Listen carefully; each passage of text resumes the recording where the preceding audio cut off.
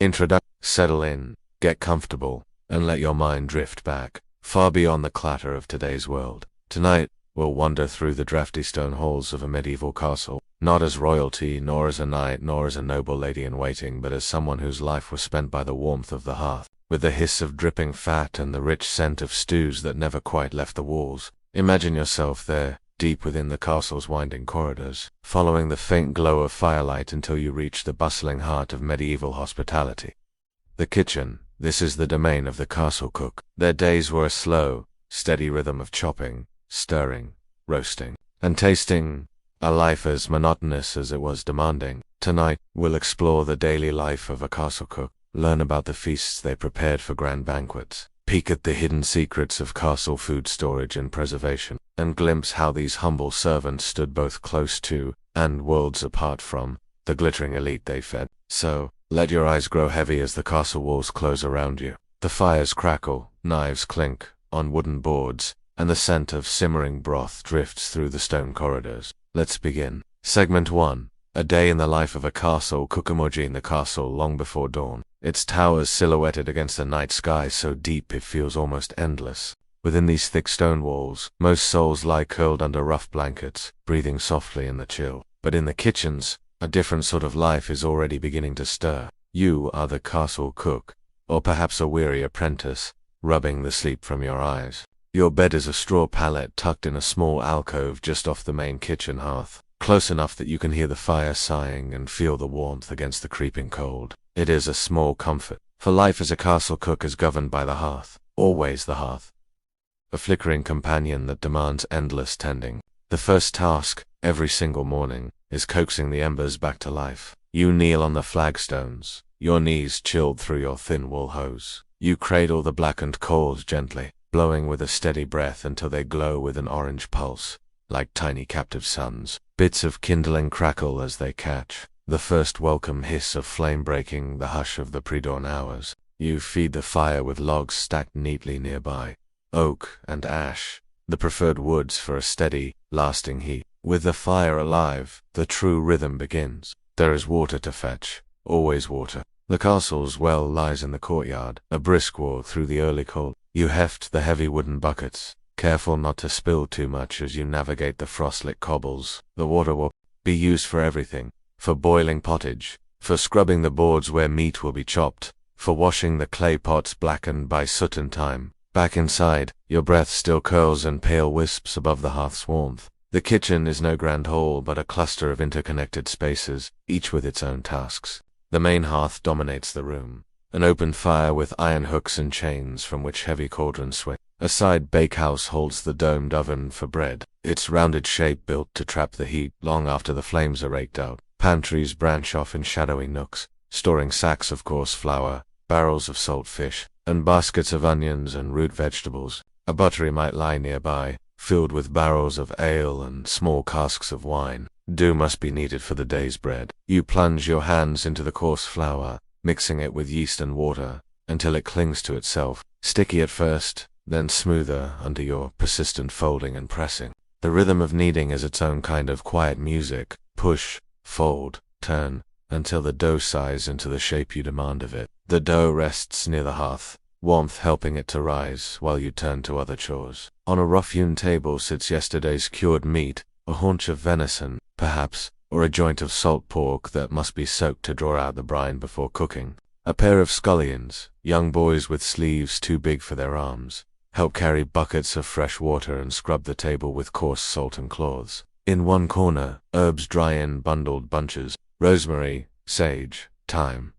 These humble plants add depth to the castle's simple fare. You crumble a pinch between your fingers, the scent sharp and comforting. A tiny reminder that even in the drafty stone hallways, life can hold small delights. As the castle stirs to life above you, the rhythm quickens. Footsteps echo on the stairs as stewards and pages begin their rounds. One may appear in the kitchen doorway with a list. The day's needs dictated by the lord and lady of the castle. If there is a hunt planned, you'll be preparing game later, dressing rabbits or plucking geese. If a feast looms, the kitchen will swell with noise and heat.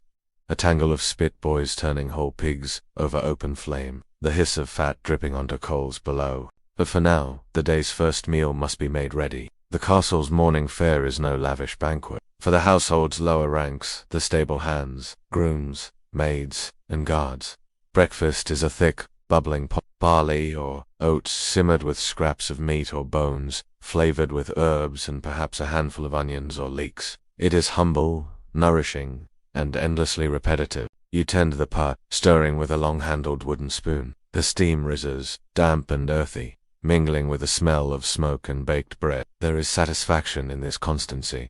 The same stirring motion that your mother or her mother's mother might have done, each swirl connecting you to the generations before. The bread, now risen, is slid into the oven. The oven has been heated by burning bundles of brushwood, until its walls glow faintly with stored heat. The ashes are raked out carefully, and the loaves go in rounds for the Lord's table. Coarser black bread for the rest. You mark them with a simple cross, partly for superstition, partly to let steam escape. As the pottage simmers and the bread bakes, there is always more to do. You check on the root vegetables stored in the cool pantry, brush the dirt from carrots and parsnips, inspect the sacks of onions for signs of rot. You must be vigilant. In these times, waste is an enemy. Everything is precious. Every scrap of meat, every crust of bread, every withered root that might lend flavor to the next pot of stew. By now, the castle is fully awake.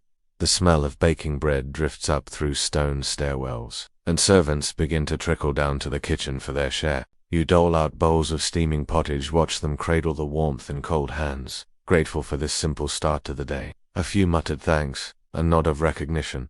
Your work is acknowledged, but the castle cook remains just another moving part in the larger machinery of noble life. There is no time to linger. As soon as the last bowl is scraped clean, the washing begins. Pots are scrubbed with sand and hot water, boards wiped down with salt to ward off lingering bacteria you do not know by name but understand well enough to fear. A single slip, a piece of meat gone off, bread baked with bad flour, can bring sickness to the entire household, and when that happens, it is the cook who shoulders the blame. And so, the rhythm continues. Fires fed, water fetched, knives honed on wet. The kitchen never sleeps. When the castle holds a feast, your work doubles, triples. An endless tide of roasting, stewing, baking, boiling. You command your helpers like a small army, each with their place. The spit boys whose arms ache from turning the roasting meats, the scullery maids who wash endless piles of trenchers and knives, the apprentices who dart about with baskets of herbs, pitchers of ale, or trays of pies. Above, the lord and lady dine on rich fare, sweetmeats, roasted swan, spiced wine. Below, you work steadily, the only reward a stolen morsel, perhaps a cup of ale before the hearth, as the castle settles into night once more. And when the last pot is scrubbed, the last embers banked safely, you stretch out on your pallet. The warmth of the hearth soothes your tired bones, and the rhythm of your life settles into dreams. It is the same each day, comforting in its repetition, harsh in its demands, but always yours to command, so long as the fire keeps burning. As the sun climbs higher beyond the castle walls, its warmth rarely penetrates the thick stones of the kitchen. Here, the hearth remains the true sun, its glow casting shadows that dance across blackened beams and soot-streaked walls. Imagine yourself tending to it, every movement deliberate, each small decision guiding the day's meals. You pause to watch the flames curl around the base of a great black cauldron. This pot has simmered thousands of meals, its iron belly seasoned by the hands that have stirred it for generations. The water inside trembles with a soft, constant bubble, a soothing reminder that, for now, the castle's belly will be fed.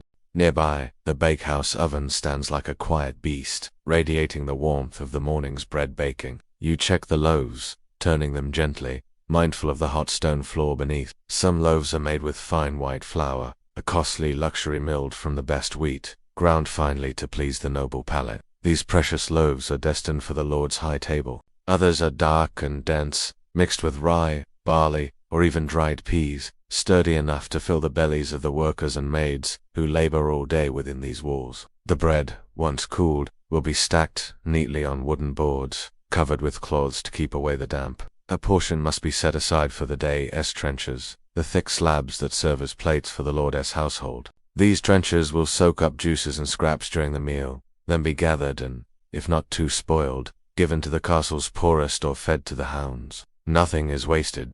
Not in these stone walls where every crumb holds value. The bustle grows as the morning wanes. The scullions scurry about like restless mice. You watch as one, his hair sticking to his forehead in the heat, hauls in a basket of root vegetables just pulled from the kitchen garden. Carrots, parsnips, and wrinkled turnips spill onto the work table, trailing clumps of dark earth. You lift a carrot, brush off the soil with your thumb, and split it with a practiced twist of your knife. Its scent is faintly sweet, promising depth to the midday. You remind the scullions to wash each vegetable carefully. No grit must slip into the cooking pot. Sand between the teeth is an insult to even the simplest meal. A careless cook earns no trust. A good cook knows that trust, once lost, is near impossible to win back. Near the hearth, a spit boy readies the meat for roasting. His arms are thin, but he knows the weight of a roast well. Today, it is a modest joint, a haunch of venison from a successful hunt 2 days past. Salted and hung in the cool pantry to draw out blood and preserve the flesh, it now turns slowly above the coals. Fat drips in steady tears onto the fire, sending up a hiss and a fragrant smoke that lingers in every fold of your woolen tunic. Turning meat on a spit is punishing work for a boy. The handle must be turned steadily, so that the roast cooks evenly, its outer skin browning to a crackling crust, while the inside stays tender. The spit boy's arm aches long before the meat is ready, but he dares not stop. A moment's carelessness can ruin an entire joint, and for that, the master cook, not the boy, will bear the blame. In the corners of the kitchen, herbs hang in small, fragrant bunches. Sage, thyme, rosemary. You pluck a sprig of rosemary, bruising the leaves between your fingers to release their sharp, clean scent. These herbs are precious treasures, grown in the castle garden or foraged from the wild hedgerows beyond the walls. They transform the ordinary, lifting a simple broth into something the Lord might praise, sweetening the air so thick with meat and smoke. Imagine the small pleasures in this life, the warmth of the fire against your chilled hands, the satisfaction of seeing a loaf rise just so, its crust crackling where you scored it with your blade, the rhythm of your knife on the chopping board, a measured cadence that calms the mind. The cook's day is relentless, but within it lie these tiny moments of mastery. Nearby, the bakehouse oven stands like a quiet beast, radiating the warmth of the morning's bread baking. You check the loaves, turning them gently, mindful of the hot stone floor beneath. Some loaves are made with fine white flour, a costly luxury milled from the best wheat, ground finely to please the noble palate. These precious loaves are destined for the Lord's high table. Others are dark and dense, mixed with rye, barley, or even dried peas, sturdy enough to fill the bellies of the workers and maids who labor all day within these walls. The bread, once cooled, will be stacked neatly on wooden boards, covered with cloths to keep away the damp. A portion must be set aside for the day's trenchers, the thick slabs that serve as plates for the Lord's household. These trenchers will soak up juices and scraps during the meal, then be gathered and, if not too spoiled, given to the castle's poorest or fed to the hounds. Nothing is wasted. Not in these stone walls where every crumb holds value. The bustle grows as the morning wanes. The scullions scurry about like restless mice. You watch as one, his hair sticking to his forehead in the heat, hauls in a basket of root vegetables just pulled from the kitchen garden. Carrots, parsnips, and wrinkled turnips spill onto the work table, trailing clumps of dark earth. You lift a carrot, brush off the soil with your thumb, and split it with a practiced twist of your knife. Its scent is faintly sweet, promising depth to the midday. You remind the scullions to wash each vegetable carefully. No grit must slip into the cooking pot. Sand between the teeth is an insult to even the simplest meal. A careless cook earns no trust. A good cook knows that trust, once lost, is near impossible to win back. Near the hearth, a spit boy readies the meat for roasting. His arms are thin, but he knows the weight of a roast well. Today, it is a modest joint, a haunch of venison from a successful hunt 2 days past. Salted and hung in the cool pantry to draw out blood and preserve the flesh, it now turns slowly above the coals. Fat drips in steady tears onto the fire, sending up a hiss and a fragrant smoke that lingers in every fold of your woolen tunic. Turning meat on a spit is punishing work for a boy. The handle must be turned steadily, so that the roast cooks evenly, its outer skin browning to a crackling crust, while the inside stays tender. The spit boy's arm aches long before the meat is ready, but he dares not stop. A moment's carelessness can ruin an entire joint, and for that, the master cook, not the boy, will bear the blame. In the corners of the kitchen, herbs hang in small, fragrant bunches. Sage, thyme, rosemary. You pluck a sprig of rosemary, bruising the leaves between your fingers to release their sharp, clean scent. These herbs are precious treasures, grown in the castle garden or foraged from the wild hedgerows beyond the walls. They transform the ordinary, lifting a simple broth into something the Lord might praise, sweetening the air so thick with meat and smoke. Imagine the small pleasures in this life, the warmth of the fire against your chilled hands, the satisfaction of seeing a loaf rise just so, its crust crackling where you scored it with your blade, the rhythm of your knife on the chopping board, a measured cadence that calms the mind. The cook's day is relentless, but within it lie these tiny moments of mastery. Still, you are ever watchful for misfortune. Rats skitter through the pantry at night if you are careless with crumbs. Molds creep into sacks of grain if dampness sneaks in. A bad cut from your blade can fester, turning a small wound into a mortal threat. And food poisoning, though you do not know the word, is a specter that haunts every cook's restless dreams. A spoiled dish can sicken a household, even bring down a lord. In those moments, suspicion turns first to the kitchen, to you. You glance over to the buttery, where barrels of ale rest in the dim coolness. A trusted apprentice draws a fresh pitcher, its foam spilling over the rim. Ale is safer than water in many cases. The brewing process kills what the well cannot keep out. Everyone drinks it, from the youngest page to the aging steward. You sip a mouthful, the earthy taste washing away the dryness in your throat. It is nearly time for the midday meal. Above your head, the castle echoes with the footsteps of pages carrying messages, stewards taking stock of stores, maids sweeping out chambers. You can sense the whole place breathing around you, a hive of activity, each part dependent on the others. The steward appears at the kitchen threshold, parchment in hand. He nods a curt greeting, his face lined with the weariness of too many seasons spent balancing ledgers and appeasing the lordess' demands. He murmurs today's instructions. The lord will dine with 2 visiting merchants. The meal must be simple, but respectable, enough to show the castle's prosperity without wasteful excess. You nod, absorbing the details. A good cook never needs to write them down. In your mind, you weigh the stores, the venison already turning on the spit, the fresh bread cooling under linen cloth, the onions and leeks ready to slip into a savory pot. Perhaps a small tart of dried fruit to finish, a sweetness to close the meal on a gentler note. As the steward retreats, you give instructions to your apprentices in a low, calm voice. Each one knows their role. One ladles broth into sturdy clay bowls. Another slices bread into thick wedges. Another tests the roast, basting it with its own rendered fat so that each bite will be tender and rich. The smell of the roasting meat mingles with the yeasty scent of fresh bread.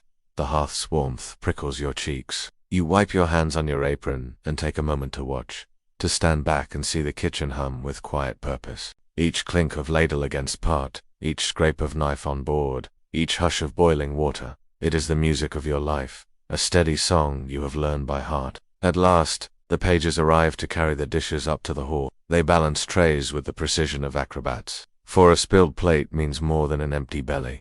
It is a stain on the castle's reputation. You watch them go, the food you labored over disappearing into the echoing stairwells, up to the world above, where laughter and chatter will fill the great hall. Here below, the kitchen remains. There is cleaning yet to do, always cleaning. Pots black with soot must be scrubbed with sand and hot water. Knives must be wiped, dried, and set aside lest they rust. The tables are scraped clean of crumbs and scraps, which are gathered for the hounds or the castle's poorest. Waste is a luxury none can afford. When at last the midday meal's chaos quiets, you might lean against the warm hearth, cradling a small bowl of broth for yourself. It is not the rich venison or the delicate fruit tarts served above, but it is nourishing enough to fill the gnawing emptiness in your belly. You savor it slowly, letting the warmth spread through you as you stare into the flames. Outside, the sun has passed its peak, shadows lengthening in the courtyard beyond the thick walls. Soon enough, the work will begin again.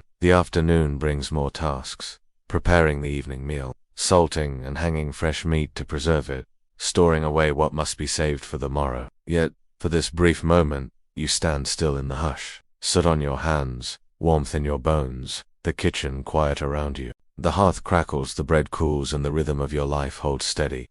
comforting in its constancy, harsh in its demands, but woven through with small, steady rewards that keep you standing long after the sun sinks below the castle's towers. Stay here a while longer, by the warmth of the hearth. Let your mind drift through the drifting smoke and the scent of roasting meat, and notice the life that gathers around you. Not just the food, but the people who move through these stone-walled chambers day after day. A castle kitchen is not a place for solitude. It is a small, close-knit world of its own, a hidden community pulsing behind the grandeur of the great hall above. Imagine the shifting cast of figures. The spit boys with their tired arms and smudged cheeks. The scullions barely more than children scrubbing knives and bowls until their fingers chap and crack. The stout women who shape dough with practiced hands and gossip in low voices while they work. There is the master cook, you, the one whose word must be law in this warm, smoky domain. Your eyes see everything. The spoiled sack of flour hidden in the corner, the scraps of bone left for the dogs, the apprentice slipping a piece of meat into his pocket for later. You know how to reward careful hands and how to correct a careless one with a clipped word or a raised brow. It is a hierarchy, not so different from the Lord's court above, except the power here comes not from birth but from the steady weight of knowledge. A cook who keeps a lord's table well fed holds a kind of quiet, enduring influence. The day passes in measured steps. After the midday meal, there is a hush, a brief moment when the kitchen is not bustling with clatter and flame. Some of the younger boys nod off near the warm hearth heads, resting on folded arms. A few stolen moments of sleep, while they can. Others sharpen knives on whetstones, the rhythmic scrape echoing through the stone chamber like a soft drum beat. In a corner, an old scullery maid stirs a pot of broth that will simmer into the evening. Her hands are knotted with age, but she moves with the slow confidence of someone who has lived decades by the hearth. She hums to herself a tune so old, no one remembers. Words, perhaps it is a lullaby, she once sang to a baby now grown, and working in the fields or fighting in the Lord's levy. A kitchen boy returns from the courtyard carrying fresh herbs, mint, mugjar and chives. He holds them like treasure, dirt still clinging to the roots. These small handfuls of green bring brightness to the heavy fare, a garnish for the Lord's table, a scent of freshness that breaks through the constant weight of smoke and salt. Sometimes visitors come to the kitchen, a steward to inspect or stores a page with a message from the lady of the house or a chaplain, who stops to chat as he passes through on his way to the buttery for a sip of ale. They stand awkwardly, as if the warmth and bustle are foreign to them. The kitchen is its own land, with its own language of clinking pots, chopping knives, and the hiss of boiling water. Outsiders rarely linger long. Among yourselves, the conversation flows in murmurs and low laughter. Someone teases the spit boy for falling asleep at his post yesterday, and he flushes red, promising it won't happen again. Another recounts a rumor overheard from the stable hands, some scandal about the stewardess' cousin caught sneaking out the postern gate at dawn. Gossip drifts like smoke through the castle, curling around corners and up staircases, but here in the kitchen, it mixes with the steam and is forgotten by supper. Yet, beneath the murmurs lies the unspoken truth that all of you share the same fate. You belong to the castle as much as the stones or the banners fluttering from the towers. Your lives are tied to the flame. So long as the Lord's hearth burns, so too does yours. The afternoon drifts onward. You send the younger scullions out to split more firewood, their small axes clinking against the seasoned logs. A pair of older boys lug heavy buckets down to the well for more water. It seems endless, this fetching and carrying, but the castle devours water like it does firewood and food. A moment of quiet comes as you stand near the pantry doorway. The pantry itself is a marvel. Its shelves lined with earthen crocks of salted fish, jars of honeycomb, wheels of hard cheese wrapped in cloth. Large sacks hold dried peas and beans. Stacks of smoked bacon hang from ceiling beams to keep them from the rats. Everything is carefully accounted for. A good cook knows exactly how long each store must last. Too lavish a feast, too careless a hand, and you will find yourself facing the Lord's displeasure when the larder runs bare before the next harvest. You test a cheese wheel with your thumb, pressing the rind to feel its firmness. You lift the lid of a crock to check the fish, making sure the salt crust remains intact. You sniff a jar of honey, the sweetness sharp enough to cut through the thick scents of meat and smoke that cling to your nostrils. Even now, you carry in your mind the endless calculations that rule your days. How many mouths to feed tonight? How many slices will a haunch of venison yield? Will the bread from this morning hold until tomorrow? or must you rise before dawn to need more? The sums hum in the back of your mind like the soft crackle of the hearth. Words, perhaps it is a lullaby she once sang to a baby now grown and working in the fields or fighting in the Lord's levy. A kitchen boy returns from the courtyard carrying fresh herbs, mint, mugjar, and chives. He holds them like treasure, dirt still clinging to the roots. These small handfuls of green bring brightness to the heavy fare, a garnish for the Lord's table, a scent of freshness that breaks through the constant weight of smoke and salt.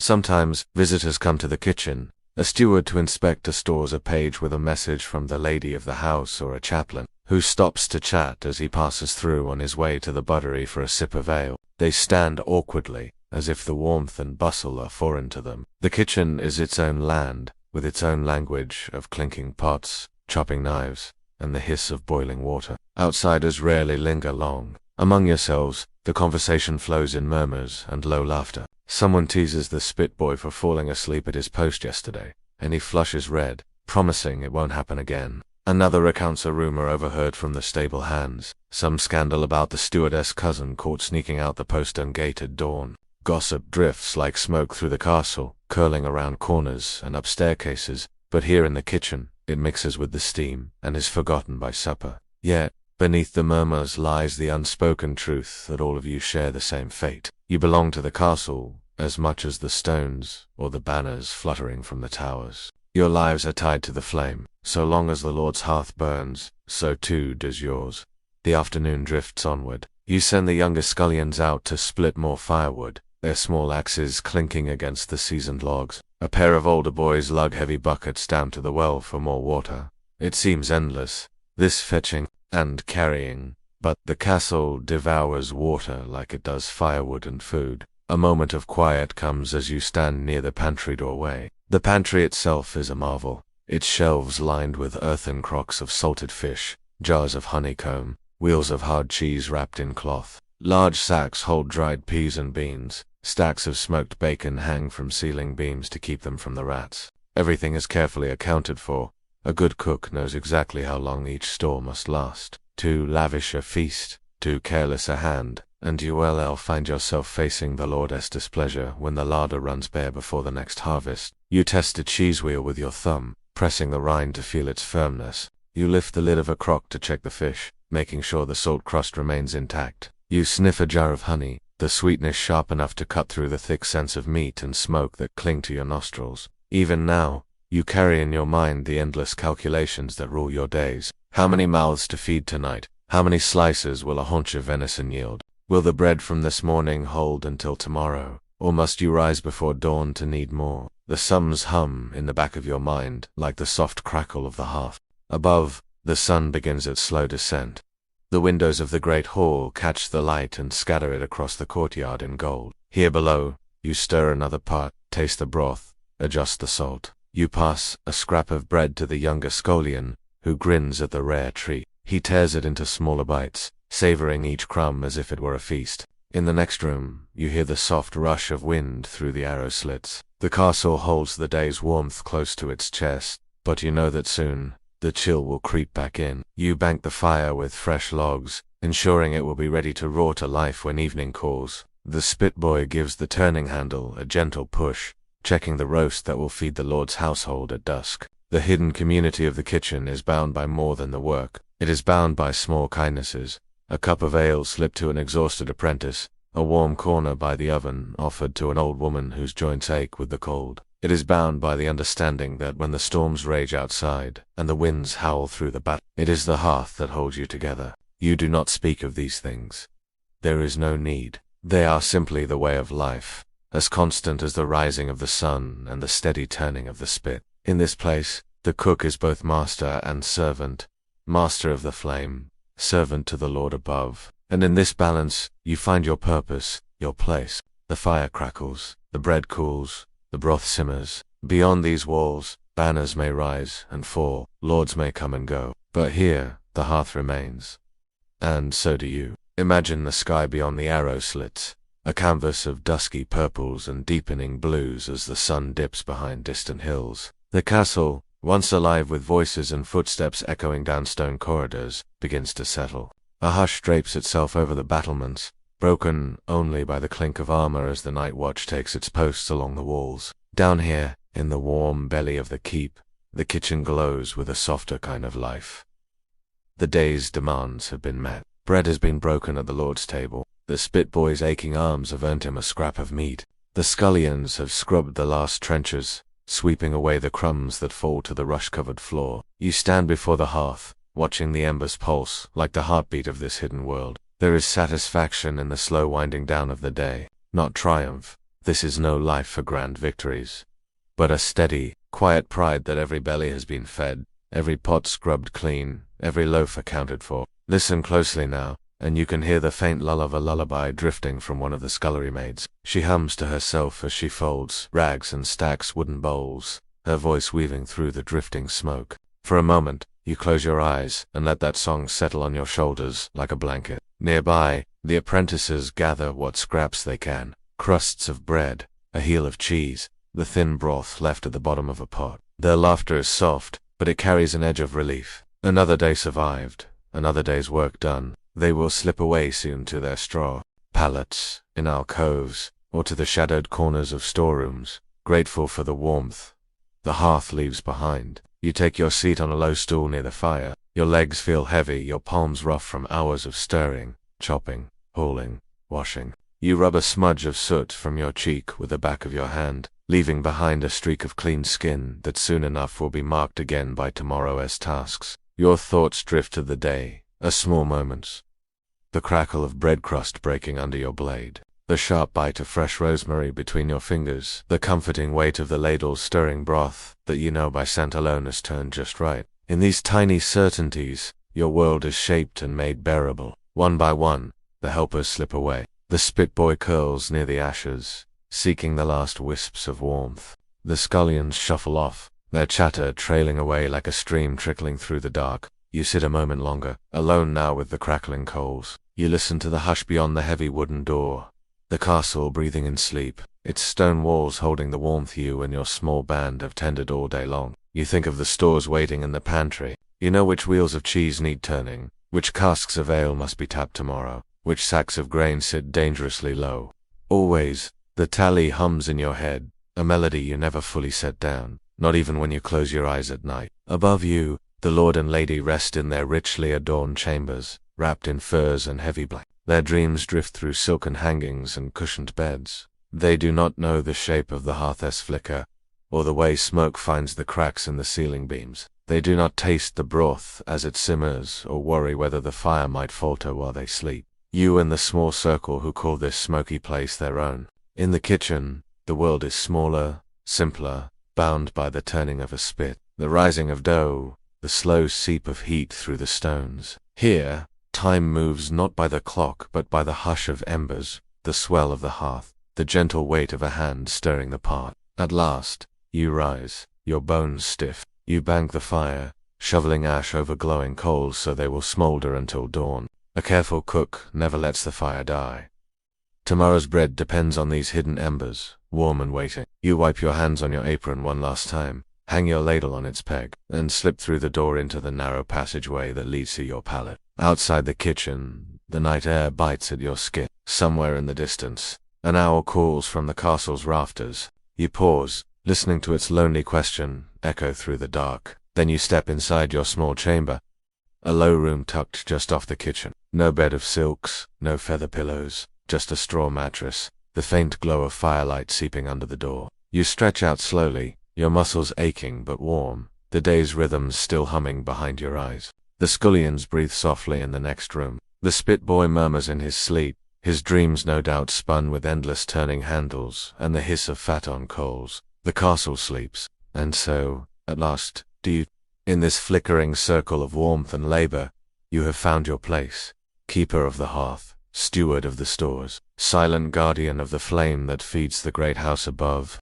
As you drift into dreams, the embers glow softly behind the hearth door, promising that tomorrow, like today, the rhythm will begin again. And in that steady, timeless pattern, you find your rest. Segment 2. Preparing for a feasty morgine. The castle when word of a feast first stirs the air, carried by pages and whispered by steward. A feast means more than food. It is a performance, a sign of power and plenty, an opportunity to remind the world that within these walls, the Lord's table groans under abundance, no matter the hardships beyond. For you, the castle cook, news of a feast brings an ache in the bones before the first onion is peeled. It means long hours by the hearth, sleeves rolled back, fingers raw from the cold and the knife's steady work. It means the quiet daily rhythm is replaced with a crackling intensity, each moment bound to the expectation of excellence. Picture the steward standing at your side, a parchment unfurled in his ink-stained hands. He rattles off the list in a voice clipped and precise. So many swans to be roasted, so many pies to be made, so many trenchers of bread to be baked, all while the everyday meals for the household continue unwavering and constant. Your mind hums with the tally before the steward even finishes. The stores must be checked. Barrels of salted fish, stacks of smoked meat, sacks of flour and dried peas. The root cellar must yield its last carrots and onions, carefully chosen to be fresh enough to hold up under the cook's knife. The castle's poultry yard may be scoured for geese, ducks, hens. Each bird another thread in the tapestry of the meal to come. Imagine yourself standing at the pantry door as you take stock. You run a careful hand over a wheel of hard cheese, knock gently on the side of a cask of ale to test its soundness, a handful of coarse salt to be sure it hasn't drawn too much damp from the air. One slip, one moldy sack, overlooked, and the illusion of plenty could sour in an instant. Soon enough, the kitchen is transformed. Where once the hearth's heat held a quiet pulse, now the air shimmers with motion and noise. The spit boys are doubled in number, their hands blistered but steady as they shoulder the handles that keep the roasts turning. The scullions scurry like ants, knives clutched tight as they chop, peel, and scrape, all beneath your watchful eye. At the great hearth, iron cauldrons bubble with fragrant broths. Nearby, small tarts are shaped by quick fingers, filled with spiced fruit or minced meats, and tucked carefully into the oven's mouth. Scent and smoke cling to every corner. The sharpness of garlic and onion, the sweetness of fruit preserves, the dark, rich aroma of meat searing above the coals. Outside the kitchen, the castle buzzes with the same anticipation. Minstrels tune their instruments in the echoing halls. Pages polish the trestle tables, ready to be set up in the great hall. Servants drape cloths of linen over rough boards, smooth out the creases with care. Candles, precious and hand-dipped, are counted and set in holders to scatter their flickering glow across the high stone walls when darkness falls. But here, beneath it all, the heart of the feast beats in your kitchen. Each ingredient carries its own story. Take the swan. Not simply caught, but reared, marked with the Lord's crest on its bill to show all who dined that this bird was born and bred on his lands. Plucked and cleaned, its feathers are set aside, for once roast. The bird will be dressed again in its plumage, a show of opulence as much as flavor. You check the pastry dough for the pies, rolling it out on the broad table, the flour dusting the air like a soft snowfall. Meat pies are a mainstay, their fillings rich with spices that whisper of distant lands. Pepper, cinnamon, a hint of nut. These are costly treasures brought by traders who braved storms and rough seas to reach English shores. To serve such flavors is to declare that your Lord's reach extends far beyond these castle walls. As you work, you instruct your apprentices with quiet authority. One misstep could waste precious ingredients. An undercooked bird, a pie with a soggy bottom, a broth oversalted by an inexperienced hand. You correct with a nod or a sharp tap of the spoon on the table, reminding them that in this small kingdom of the kitchen, precision is survival. There is little rest during the days that lead up to a feast. Sleep comes in snatches, a half-hour doze by the banked hearth, while the spit boys keep their vigil. A crust of bread and a cup of ale taken standing, your eyes never drifting far from the bubbling pots. The castle cook becomes a sentinel, guarding not just the food but the delicate balance between expectation and disaster. Listen to the soundscape that fills the air. The steady thud of a cleaver against a joint of beef, the scrape of iron hooks as fresh game is hung to bleed, the hiss of fat dropping into fire, the quiet hum of voices exchanging instructions in the glow of the hearth. Outside, the weather may batter the walls with rain or wind. Within, your realm holds steady. The heat of the ovens, the shine of oil brushed across roasting fowl, the cold of the pantry's stone floor under your worn boots. These are your constants, your markers in a world that spins beyond your control. Sometimes, as you bend over a pot to taste the stew, You might catch the faint music drifting down from the great hall, where minstrels practice their strings and pipes. It reminds you that the work you do here is not just to fill bellies but to sustain spectacle. Each dish is a note in a larger song, a song that tells guests that this castle is safe, bountiful, strong. Yet in your mind, you know the truth. How close the line lies between plenty and want. One failed harvest, one harsh winter, one cask of spoiled wine, and all the candles and banners in the world cannot mask an empty table. So you work on sleeves dusted with flour, hands nicked by the slip of the knife. You stir the broth, taste, adjust. You test the pie crust, tapping its golden lid with the back of your spoon. You trust your nose to tell you when the roast has reached that perfect turning point. When the skin is crisp, the juice is clear, and all the while, you watch your helpers. The spit boy who turns too slowly and must be reminded with a sharp word. The apprentice who has a clever hand with pastry, but lets the herbs wilt too long in the basket. Each of them a reflection of your craft and your responsibility. As evening deepens on the eve of the feast, the final preparations take on a hush of reverence. The tables in the great hall stand ready, linen spread smooth, pewter plates stacked in careful rows. The candles are lit one by one, their glow flickering against the high arches and tapestries. In the kitchen, the last roasts are lifted from their spits, juices pooled and caught for gravies. The pies are stacked in baskets, their scents mingling sweet and savory. Trenchers are cut and laid out, ready to carry meats, stews and sauces that will stain their crusts with 100 flavors. The castle above is poised, waiting for the trumpet's call that will summon lord and guest to table. And here below, you stand at the center of it all, sleeves rolled, apron soiled, hand steady on the ladle that stirs the last pot. The feast is not yet begun, but in your mind you see every course.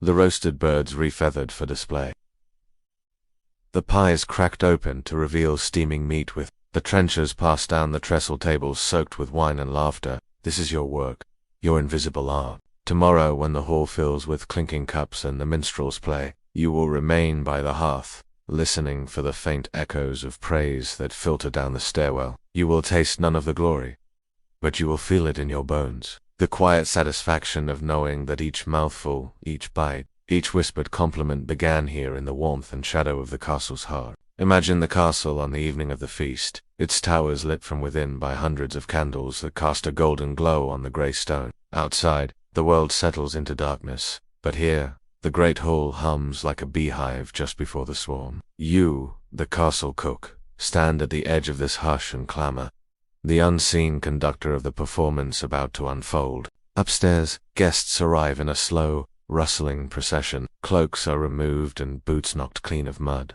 The sharp scent of damp wool and tanned leather mingles with the sweetness of rushes freshly strewn on the floor. Servants greet noblemen and merchants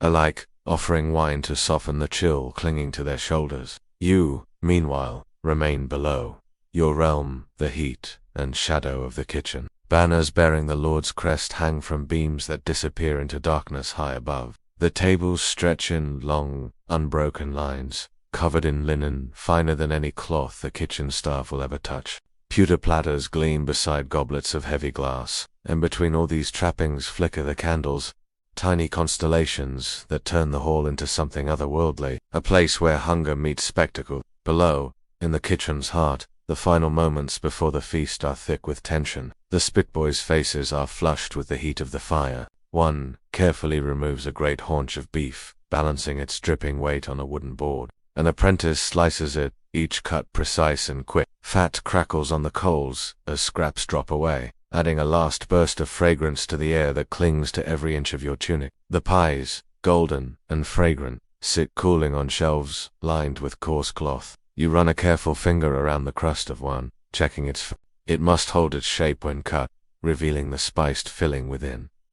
The work of hours wrapped into one neat circle. Nearby, trenchers are stacked and waiting. Thick slabs of coarse bread that will soak up rich juices and bear the marks of the feast long after the guests have pushed back their chairs. Pages arrive in clusters, their voices low and urgent. They carry trays and boards piled high, balancing them on small, practiced shoulders. You watch as they lift a swan, roasted to golden perfection, feathers reattached so it seems to float above the silver platter, its neck arched in a final, frozen gesture of elegance. Another boy tucks roasted apples around a suckling pig, its skin crisped to a deep, burnished brown. Everything is done with care, not just for taste, but for show. The feast is a language the Lord speaks to his guests.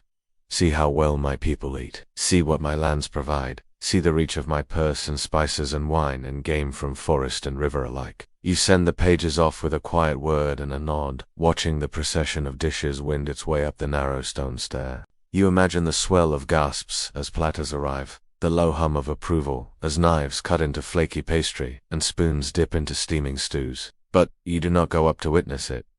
The cook's place is here, near the fire. In the great hall, the feast unfolds like a story in many courses. First come trenchers, piled with slices of bread and fresh butter, wheels of cheese sliced into wedges, and bowls of pottage thick with barley and tender bits of rabbit. Next arrive the birds, geese, ducks, chickens, all roasted over the course of the long afternoon. Their skins glisten in the candlelight, and the scent of crisped herbs drifts up to the rafters. Minstrels weave their songs through the clink of goblets and the soft hush of conversation. The Lord raises his cup, offering a toast that echoes off the stone walls. Laughter follows, warm and easy. You, below, can almost hear it through the floor, like distant rain pattering on the roof. Between courses, the pages return to you, their trays now piled with bones stripped clean, crusts half-eaten, bowls empty. But for the last streaks of sauce, you'll collect what remains that can be salvaged. A bone for the dogs,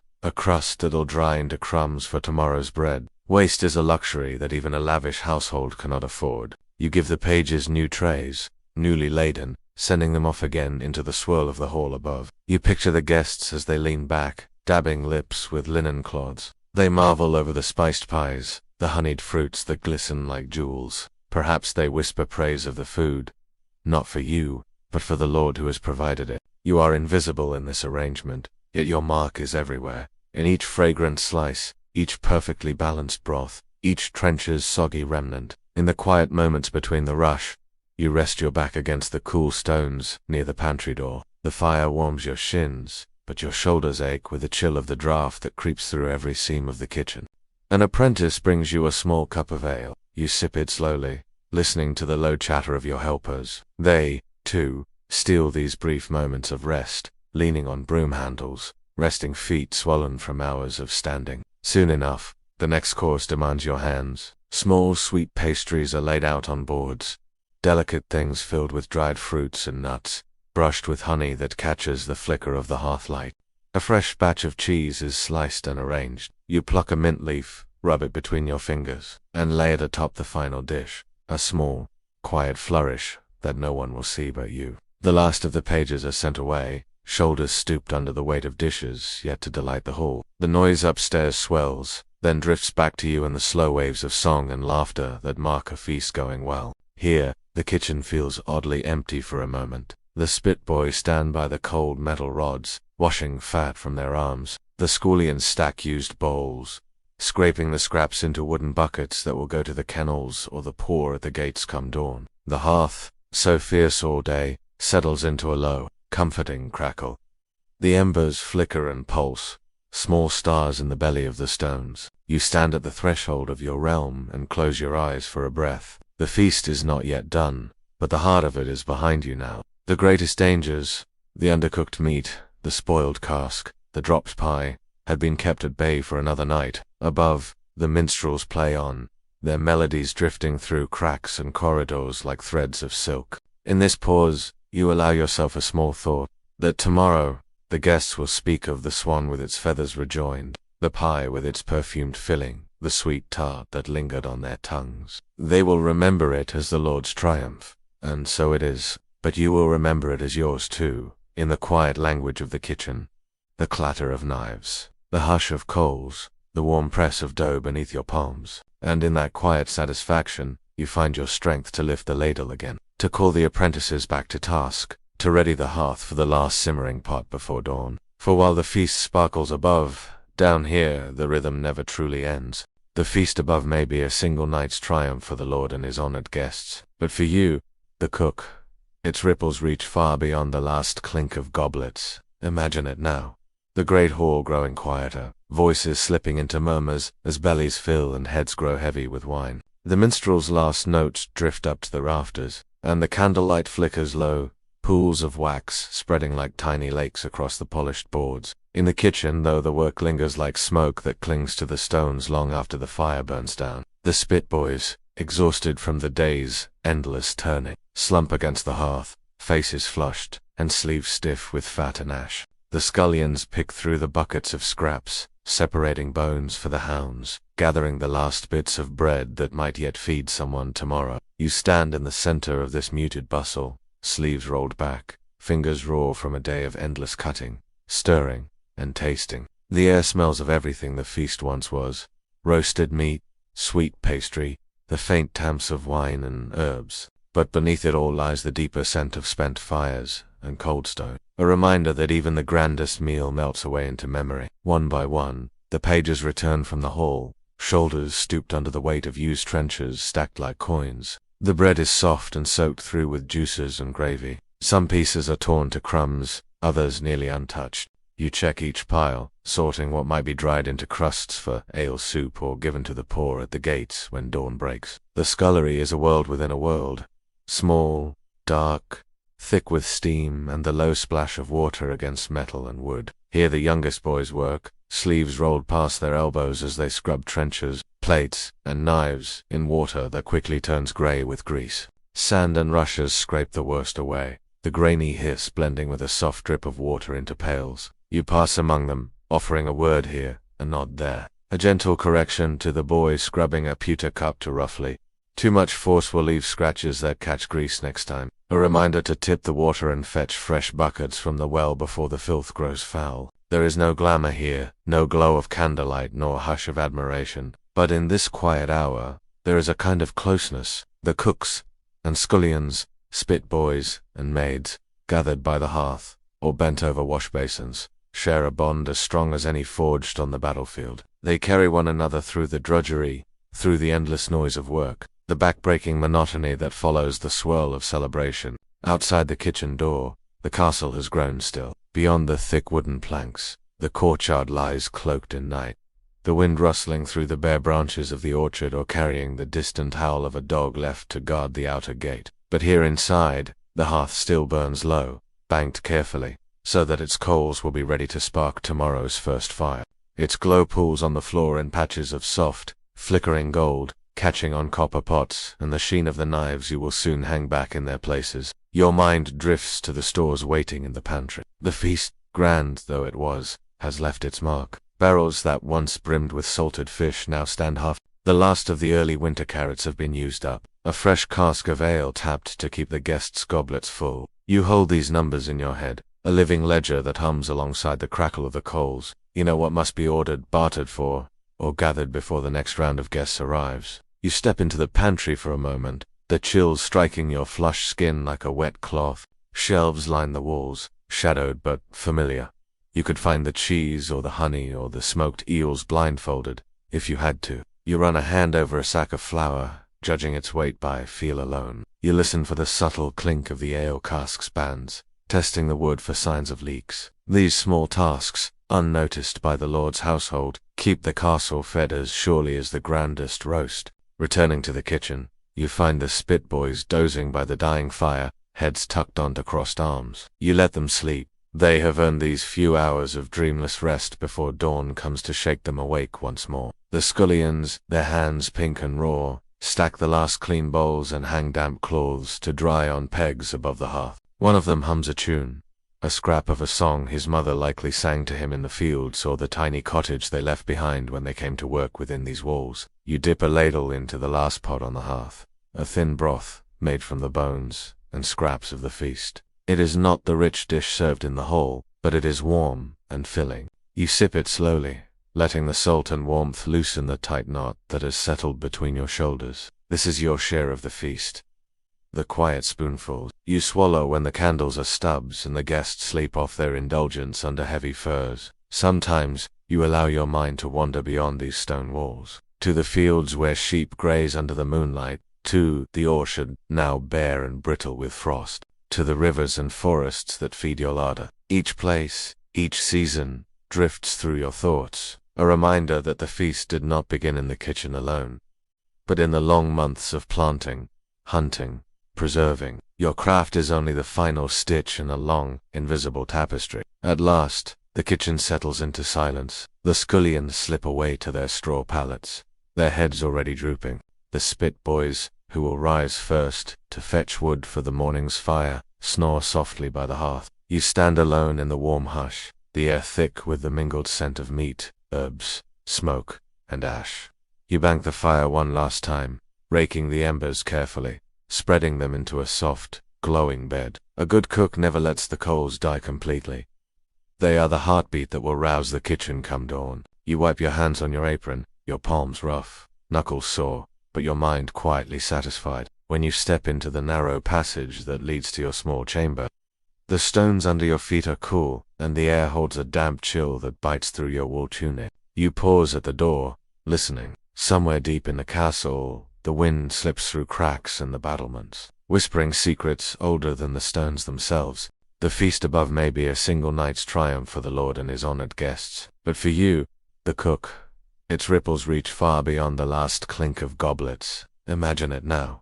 The great hall growing quieter, voices slipping into murmurs as bellies fill and heads grow heavy with wine. The minstrel's last notes drift up to the rafters, and the candlelight flickers low, pools of wax spreading like tiny lakes across the polished boards. In the kitchen, though, the work lingers like smoke that clings to the stones long after the fire burns down. The spit boys, exhausted from the day's endless turning, slump against the hearth, faces flushed, and sleeves stiff with fat and ash. The scullions pick through the buckets of scraps, separating bones for the hounds, gathering the last bits of bread that might yet feed someone tomorrow. You stand in the center of this muted bustle, sleeves rolled back, fingers raw from a day of endless cutting, stirring, and tasting. The air smells of everything the feast once was: roasted meat, sweet pastry, the faint taints of wine and herbs. But beneath it all lies the deeper scent of spent fires and cold stone, a reminder that even the grandest meal melts away into memory. One by one, the pages return from the hall,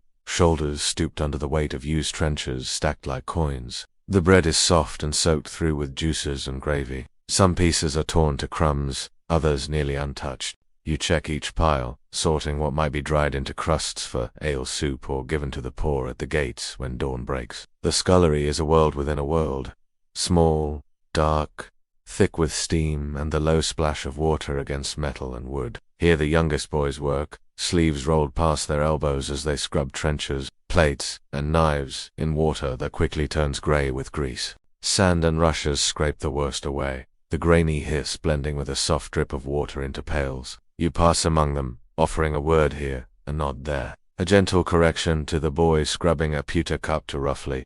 Too much force will leave scratches that catch grease next time. A reminder to tip the water and fetch fresh buckets from the well before the filth grows foul. There is no glamour here, no glow of candlelight nor hush of admiration, but in this quiet hour, there is a kind of closeness. The cooks and scullions, spit boys and maids, gathered by the hearth, or bent over wash basins, share a bond as strong as any forged on the battlefield. They carry one another through the drudgery, through the endless noise of work, the back-breaking monotony that follows the swirl of celebration. Outside the kitchen door, the castle has grown still. Beyond the thick wooden planks, the courtyard lies cloaked in night, the wind rustling through the bare branches of the orchard or carrying the distant howl of a dog left to guard the outer gate. But here inside, the hearth still burns low, banked carefully, so that its coals will be ready to spark tomorrow's first fire.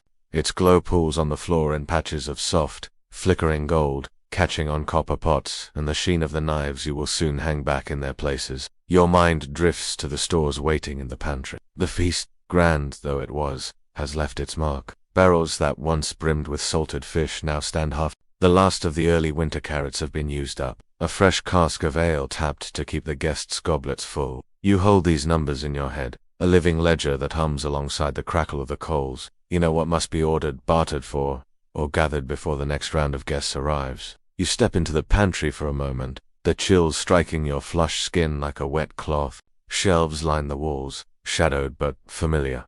You could find the cheese or the honey or the smoked eels blindfolded, if you had to. You run a hand over a sack of flour, judging its weight by feel alone. You listen for the subtle clink of the ale cask's bands, testing the wood for signs of leaks. These small tasks, unnoticed by the Lord's household, keep the castle fed as surely as the grandest roast. Returning to the kitchen, you find the spit boys dozing by the dying fire, heads tucked onto crossed arms. You let them sleep. They have earned these few hours of dreamless rest before dawn comes to shake them awake once more. The scullions, their hands pink and raw, stack the last clean bowls and hang damp cloths to dry on pegs above the hearth. One of them hums a tune, a scrap of a song his mother likely sang to him in the fields or the tiny cottage they left behind when they came to work within these walls. You dip a ladle into the last pot on the hearth, a thin broth made from the bones and scraps of the feast. It is not the rich dish served in the hall, but it is warm and filling.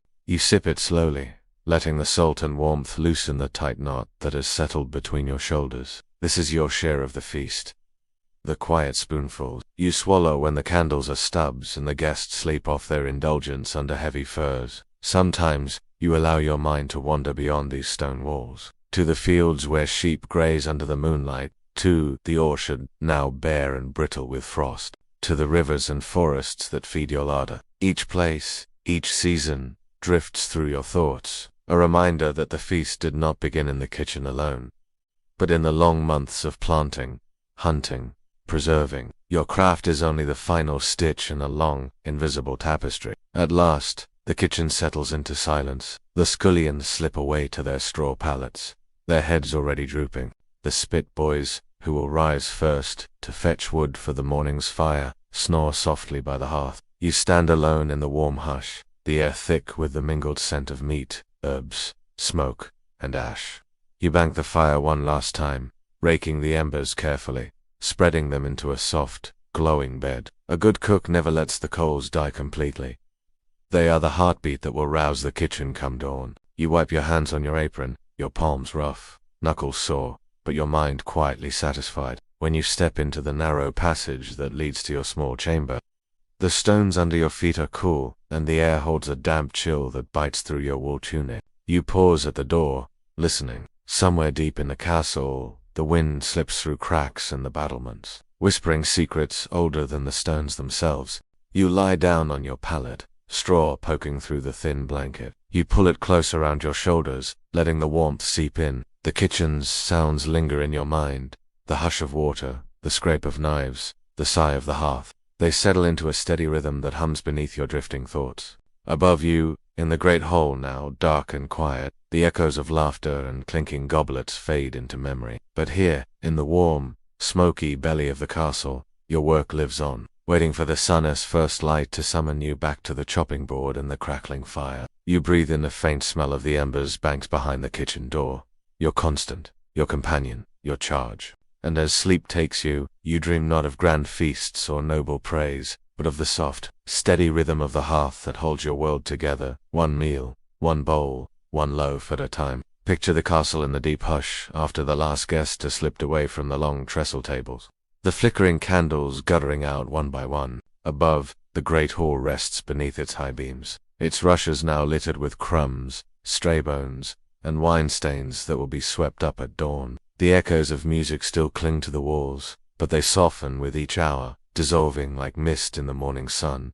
Here in the kitchen, the hush feels earned. The final parts have been scrubbed, their iron bellies warm from the last wash of water and sand. The spit boys, finally released from their post, curl on the warm stones, near the banked hearth, their breaths rising in quiet clouds that catch the last gleam of ember. You, the castle cook, stand with your back to the glowing coals, the warmth pressing gently through the thin fabric of your worn tunic. There is a kind of memory that lives in the aftermath. Not the memory the Lord's guests will carry away, full of grand stories about golden swans and sugared fruits, but the memory etched into your fingers, your aching shoulders, your boots crusted with flour and soot. You remember the careful turn of the spit that kept the meat just shy of burning, the snap of pastry that told you the pie was baked through, the quick hush you spoke to the apprentices when nerves frayed under the pressure of the stewardess' demand. Such small moments are the hidden measure of a feast's success. When the guests toast to the Lord's hospitality, they toast also, though they never think it, to the steady eyes of the cook who guarded each dish from mistake, from spoilage, from the small failures that can sour the grandest show. In the glow of the low coals, you reach for a small wooden box tucked into a nook near the hearth. Inside rest the most precious things you keep. Not jewels or coin, but seeds. Dill, parsley, mustard, and a few rare poppy seeds saved from the castle's garden. These tiny grains hold next season's flavor. You roll them between your fingers, feeling the promise of tomorrow's broth, tomorrow's bread. Even in the height of feasting, you think always of what must come next. Beyond the kitchen door, the courtyard lies wrapped in a silver hush. Moonlight pools in the ruts worn by carts and boots. Somewhere in the distance, a lone guard stamps his feet against the cold. The world feels suspended, the castle's stones holding tight to the warmth and the ghosts of laughter that drift away on the breeze. One by one, the last helpers slip away to their pallets tucked into corners of the scullery or the narrow alcoves off the pantry. The youngest scullion pauses at your side, his eyes drooping with exhaustion. You ruffle his hair, a small, wordless kindness, and he ducks away, feet shuffling across the rushes as he disappears into the shadows. You are alone now, but not lonely. The kitchen is never quite empty. Its stones hum with the slow breath of the hearth, the low creak of timber beams that shift as the warmth fades. The ladles hang neatly on their pegs. The knives rest, blades gleaming dully in the dim light. Everything waits, as you wait, for the next dawn, when it will all begin again. There is a lesson here, one you carry like an ember banked in the ashes. That splendor is fleeting, but the labor that makes it is endless. A feast, for all its noise and candlelight, is just a heartbeat in the life of a cook. The real work lives in the hours before and the hours after. The planning, the gathering, the tallying of stores, the quiet reckoning with what is gone and what must be found. You lean your shoulder against the cool stone of the pantry arch. Your eyes drift shut for a moment, lids heavy as iron pots. You see the Lord in his fine robes, raising a cup to the hall. You see the platters carried on the bent backs of pages. You see the first spark that caught the hearth fire that morning. The same coals that glow at your feet now. Hours later, soft and steady. This is your realm. The hush beneath the roar, the warmth behind the door, the promise that when the world above feasts and fades the kitchen remains. Bread will rise, stews will bubble, the hearth will crackle, its quiet tune long after the last guest stumbles to his chamber. At last, you push yourself from the wall and bank the fire one final time.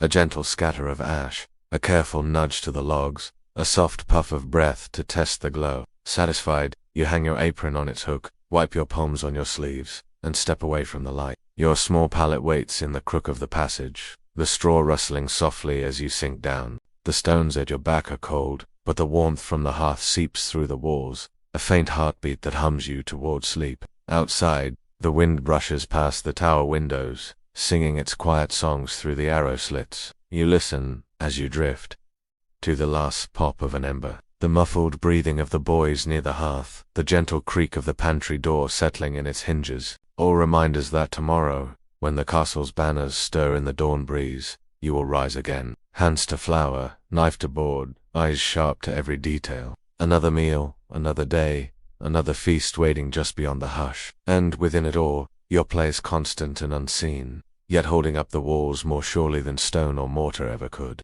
Segment 3. The secret life of the castle. Story. Imogen descending the worn stone steps behind the kitchen, your footsteps echoing in the narrow passageway where the air grows cooler with each step. The heavy door creaks open on iron hinges, releasing a faint breath of earth and stone, salt and smoke, the scent of secrets kept from sunlight and idle eyes. This is the larder, the pantry, the buttery, the cellar.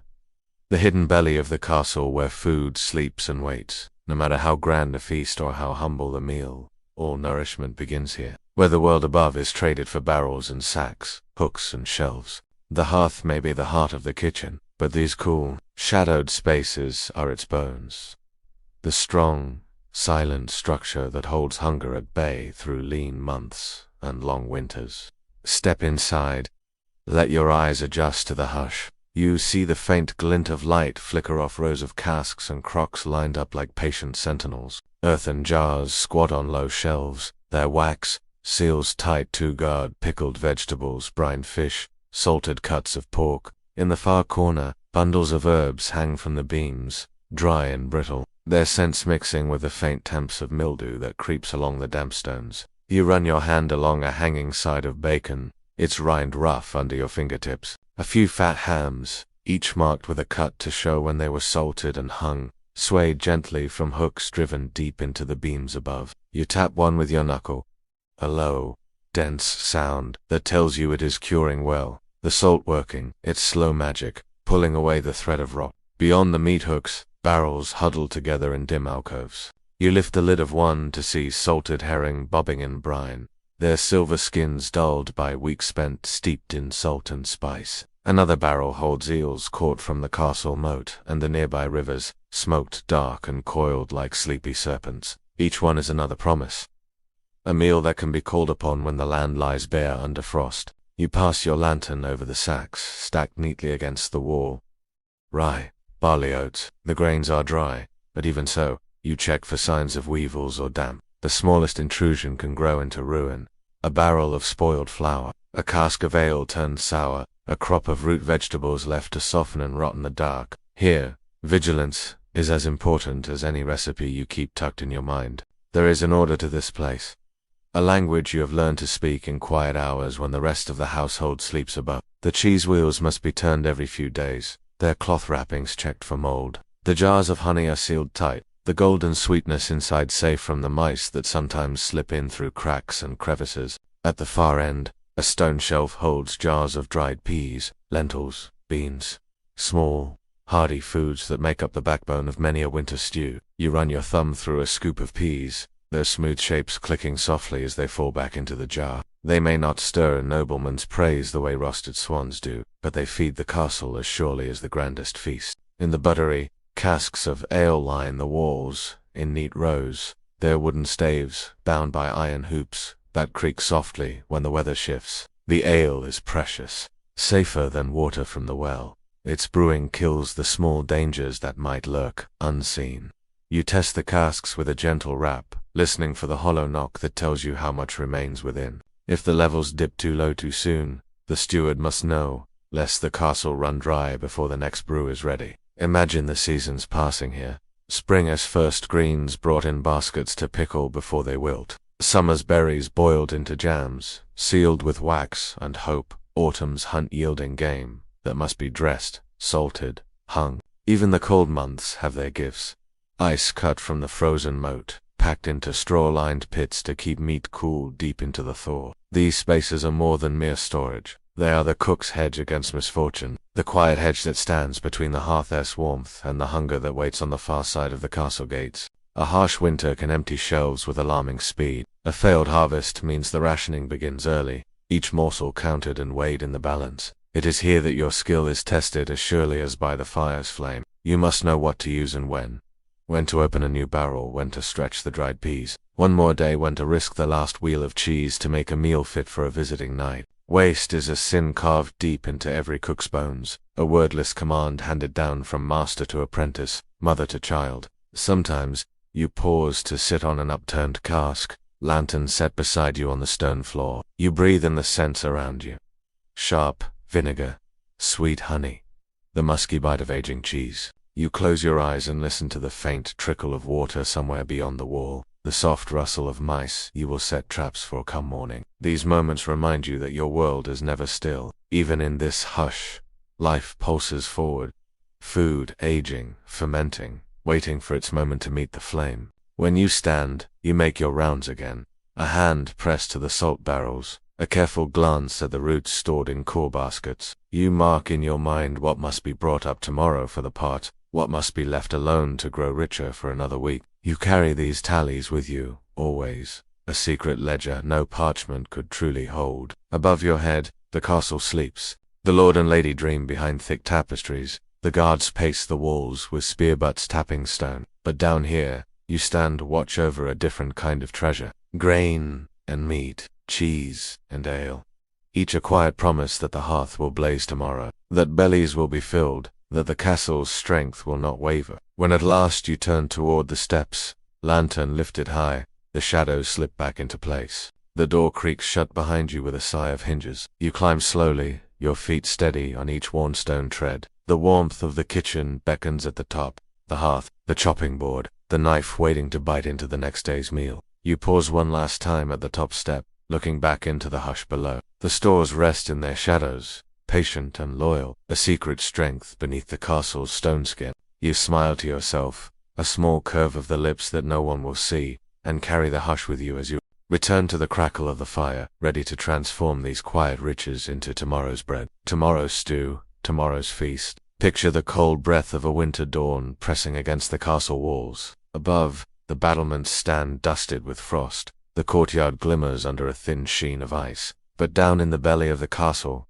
beneath thick stone and timber beams, warmth comes not from the sun, but from the quiet, patient labor of what you have stored, preserved, and hidden away. Imagine yourself at the threshold of the larder once more, a lantern swinging from your hand, its flame dancers on hooks that gleam in the halfly metal, warmed by the breath of the earth below and the press of salted flesh that hangs from them. This place is your second hearth, your silent co-conspirator in the struggle against hunger. Preservation is not a single trick, but a careful dance, a collection of old wisdoms passed from hands long buried in the soil.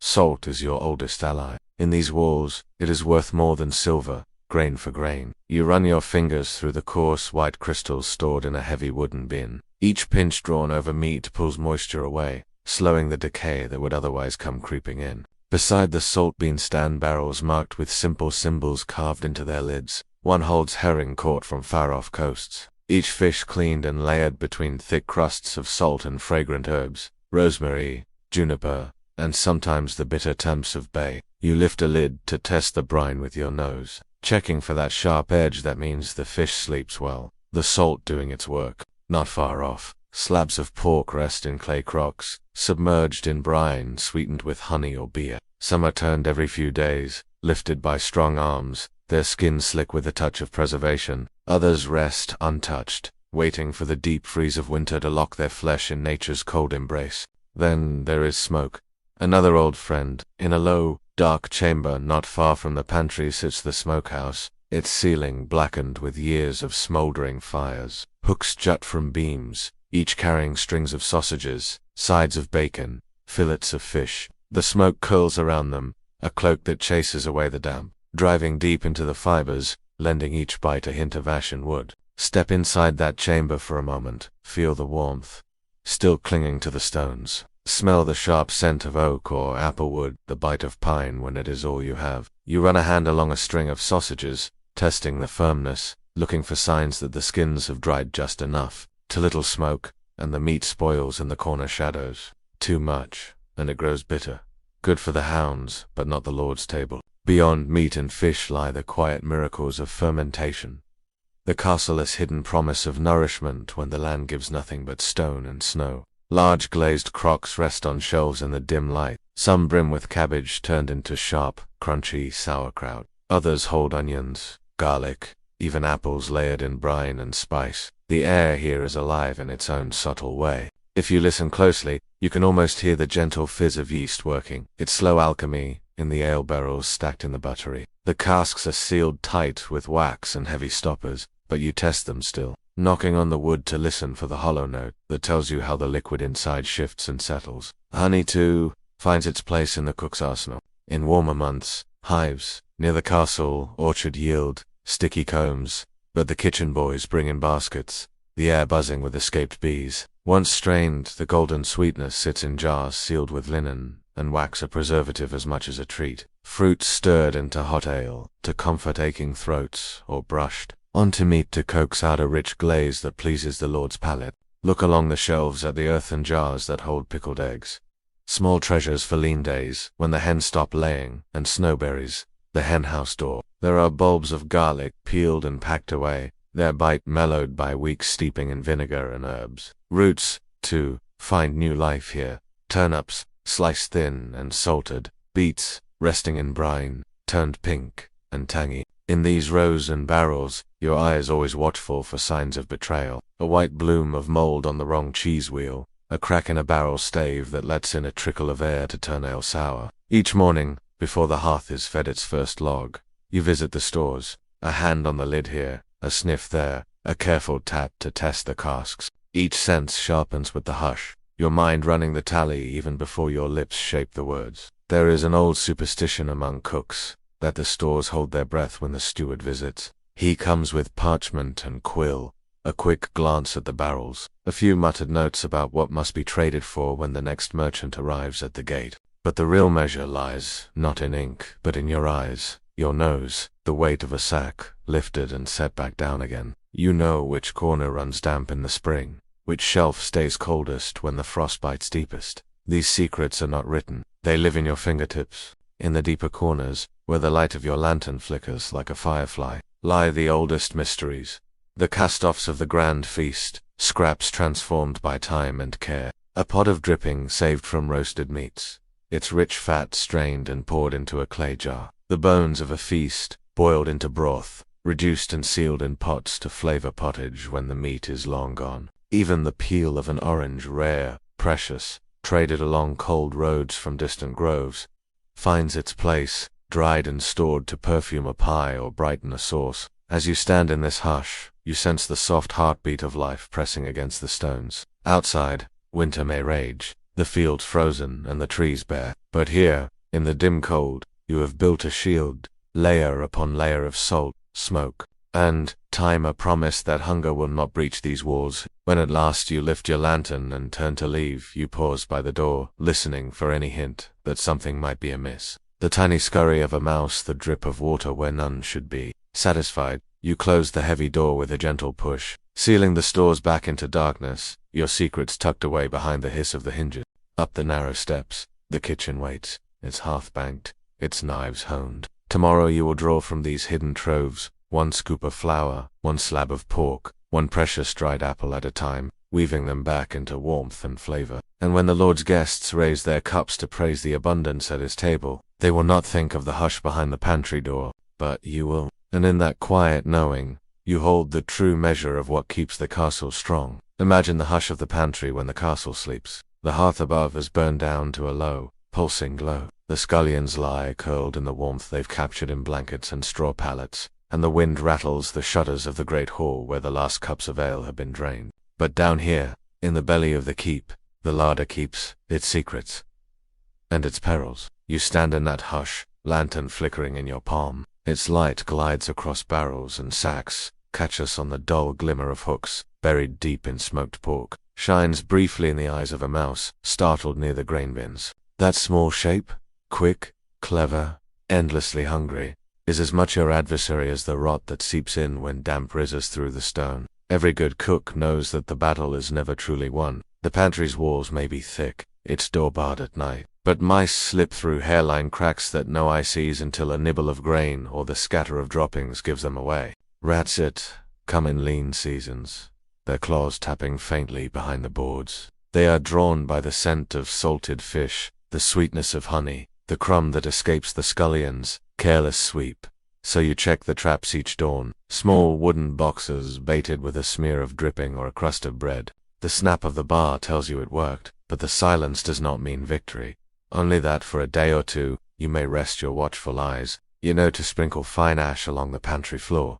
In the morning, the tiny tracks mark where whiskers and claws have passed under cover of darkness, a map of your unseen visitors. Yet it is not just the small scurry of pests that threatens your stores. The damp that crawls up from the earth can creep unnoticed behind sacks and barrels. You run your fingers along the stone, feeling for the chill that hints at mildew's hidden spread. A musty smell, so faint that only your nose, sharpened by years bent over barrels and bins, betrays it. A sack of flour, once white and dry, might clump and sour in a single night, if the spring rain seep through the wall, as seems. When you find it, you do what must be done. The spoiled flour is carried outside to the midden heap, buried deep so its smell does not call rats from the fields. The shelf is scrubbed with brine or vinegar, the wood left bare to breathe, before you dare stack fresh stores upon it.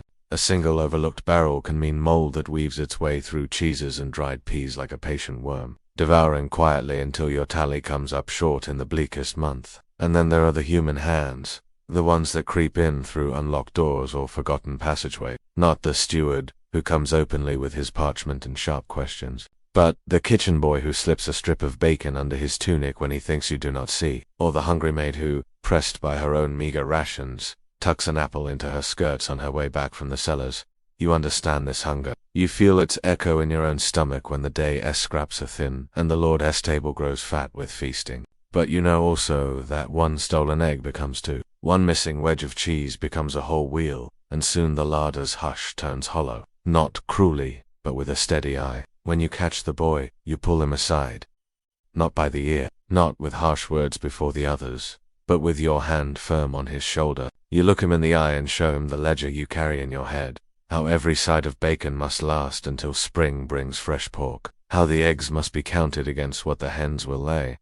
When the snow presses the coop door shut, you tell him that when the larder empties, it empties for everyone, the scullions, the stable boys, the cook who stands at the hearth and carves the roast. And so you guard the stores as much with your words as with your traps and your salted walls. You teach the apprentices to wrap the cheese in cloth, to keep the barrels sealed tight, to wipe every crumb from the shelves, so that no mouse grows bold from an easy meal. You pass your hand along the doorframe, checking the iron latch that holds the heavy door closed when the castle sleeps. You mend the small hole where the rats chewed through last winter, stuffing it with stones and mortar mixed by your own hand. Some nights, when the kitchen hearth grows too warm, you slip down to the stores and stand in the hush, letting the coolness rise around your ankles. You listen to the faint drip of moisture, the soft hiss of air that finds its way through cracks, you know, and watch. You breathe the layered scents, smoke and salt, brine and cheese rind, the bite of vinegar and the pickling.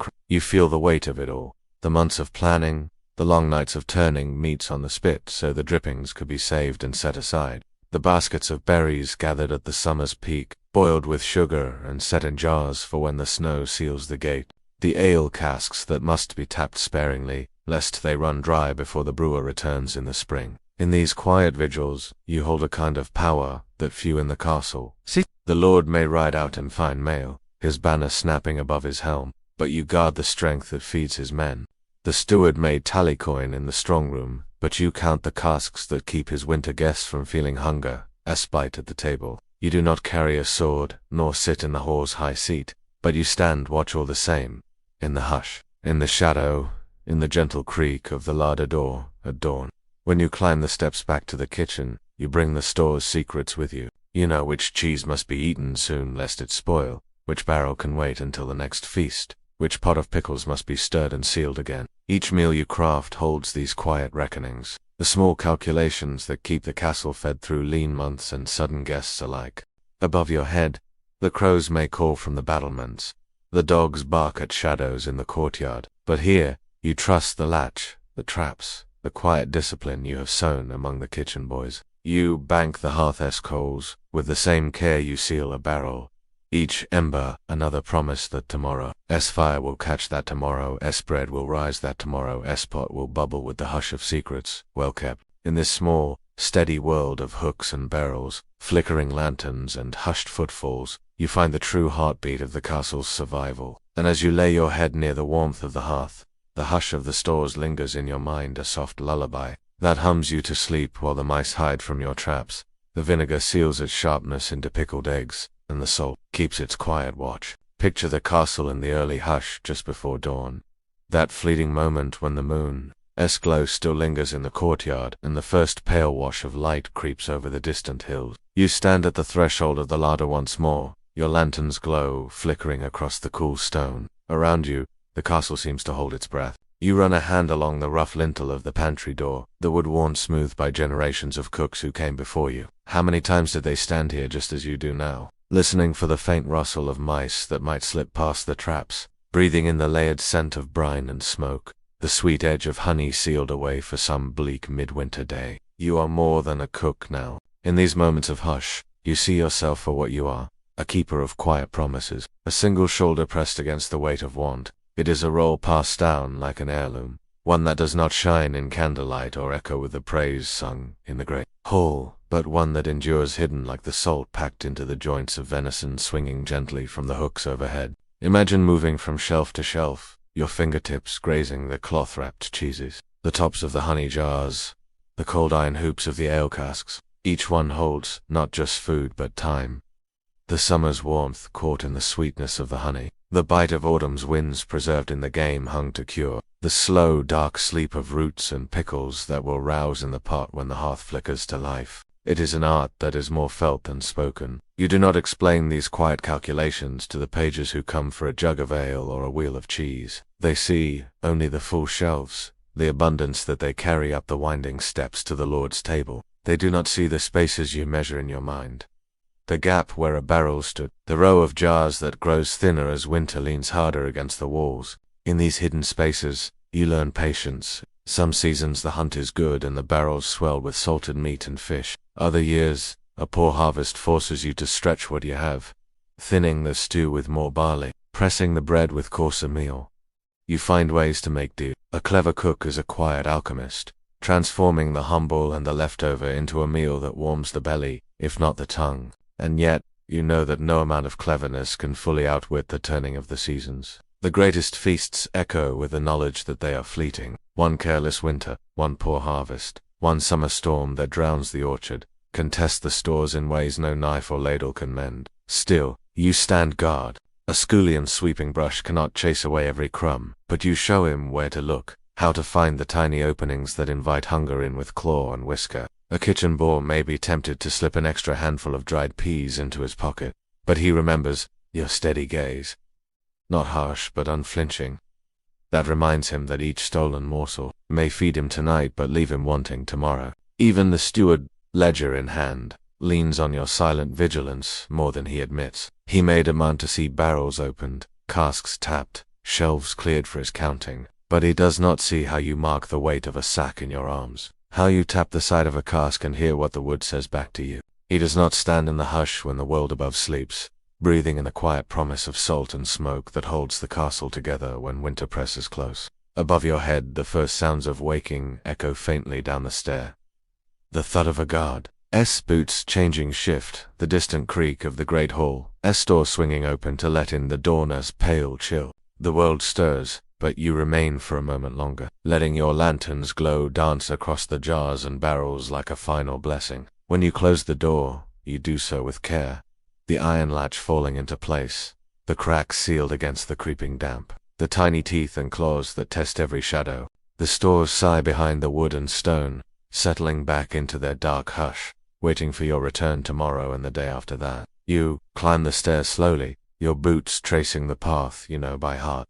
The cold steps, the worn flagstones, the warmth that blooms again as you near the kitchen hearth. You push open the heavy door and stand in the hush, listening to the gentle crackle of the embers you banked so carefully the night before. The smell of ash and old stew clings to the stones, a comforting echo of the meal yet to come. One by one, the scullions drift in, blinking sleep from their eyes, pulling wool caps low over hair mussed by straw pallets. They nod to you, voices hushed at first, footsteps soft as they fetch water from the well, lay fresh logs on the hearth, and sweep away the ghosts of yesterday's crumbs. The spitboys appear next, their arms thin but strong, ready to shoulder the handle that will turn the next roast. An apprentice stirs the pot that will become the day's first pottage, the steady swirl of the spoon a quiet promise that the rhythm holds. The same hush that guarded the stores now hums through the kitchen, not empty but full of the slow, steady labor that keeps hunger at bay. And you, the keeper of this small kingdom,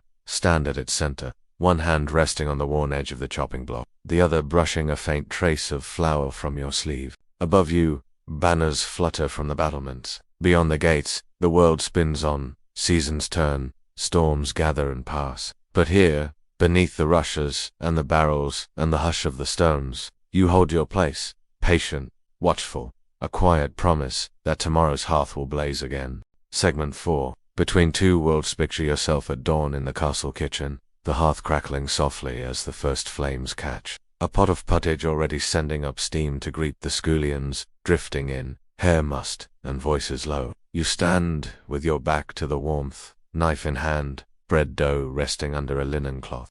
You belong here, in the warm belly of the castle. Yet beyond this door, another world waits.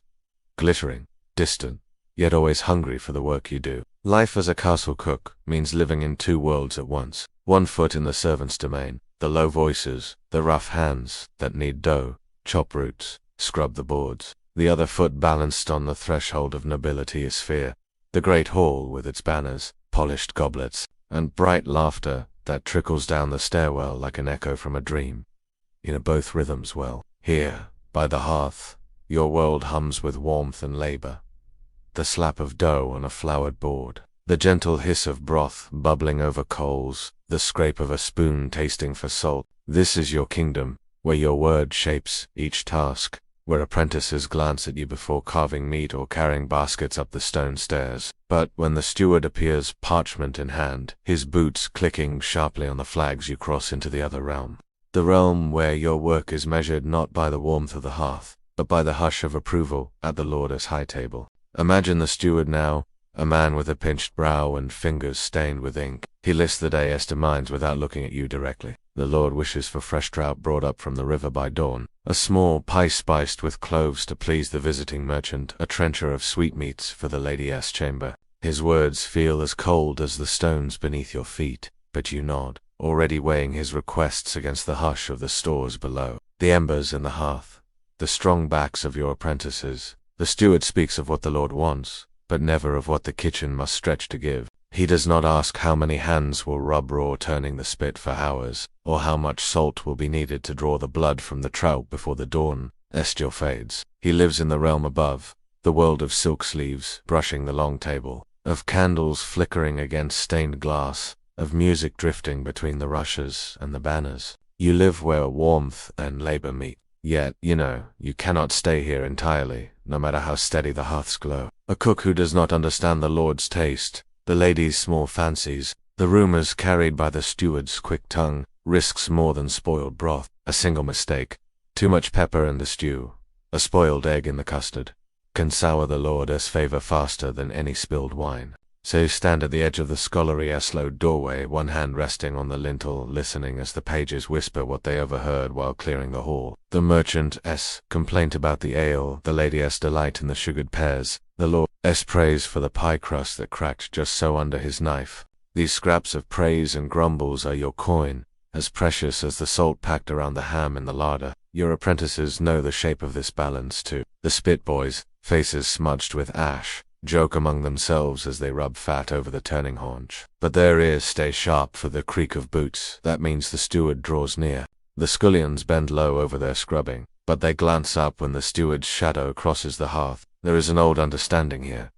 The castle's nobility need not notice you until you fail. A cook who does his work well remains unseen, a ghost behind the warmth of the hearth, a name spoken only when the steward tallies the stores and praises the feast to the Lord. A cook who lets the bread go stale or the meat turn sour finds his name carried on sharper tongues. Servants gossiping behind rush-strewn corridors, a barbed word at the high table that drifts down the stairs like a cold wind. So you tend to balance like an ember banked in ash. You listen without seeming to listen. You speak when it matters. A quiet word to the steward that the trout are scarce this week. A gentle reminder that the stores must be stretched if the merchants stay longer than promised. You stand near the kitchen door when the lady's maid comes down to ask for a cup of warmed wine or a bit of honey for her mistress's throat. You watch her eyes flick around the shelves, gauging what you have tucked away, weighing in her mind what might be asked for next. Yet when you return to the hearth, you step back into warmth that the hall above never truly knows. Here, your word is law. You tap the dough with your knuckle, and the apprentice knows to cover it. You taste the stew, and the scullion watches your face, waiting for a nod that tells him the salt is right. There is trust here, woven through burnt fingers, aching arms, and the hush that falls when the bread rises. Just so, and yet, you never forget that the warmth you hold must climb the stone stairs each day. It must arrive at the high table, as pies, with flaky crusts, haunches roasted to a rich brown, trenchers heavy with savory pottage that spills warmth into the noble bellies. The guests may not know your name, but they taste your labor in each bite. Sometimes, on rare occasions when the castle feasts for a holy day or a visiting lord, you are summoned to stand in the doorway of the hall. You see it then, the long tables lit by dripping candles, the lord at the high seat, his ringed hands resting on the polished board, the murmur of voices, the gleam of jewels at a lady's throat. You stand in your rough tunic, your hands still carrying the faint scent of onions and ash, and bow your head when the steward says your name. A word of praise may come, drifting from the Lord's lips. A nod from the lady, her fingers still sticky with sweetmeats, You spent hours shaping by the flicker of the hearth. The minstrels pluck their strings, a page spills wine in his haste, laughter swells to the beams. And then you slip back through the doorway, your boots carrying you down the cold steps to the kitchen, where the fire still burns. Segment 4. Social contrast. The Manor's shadow and the shepherd. Worth imagine now, the path you have traced so many times.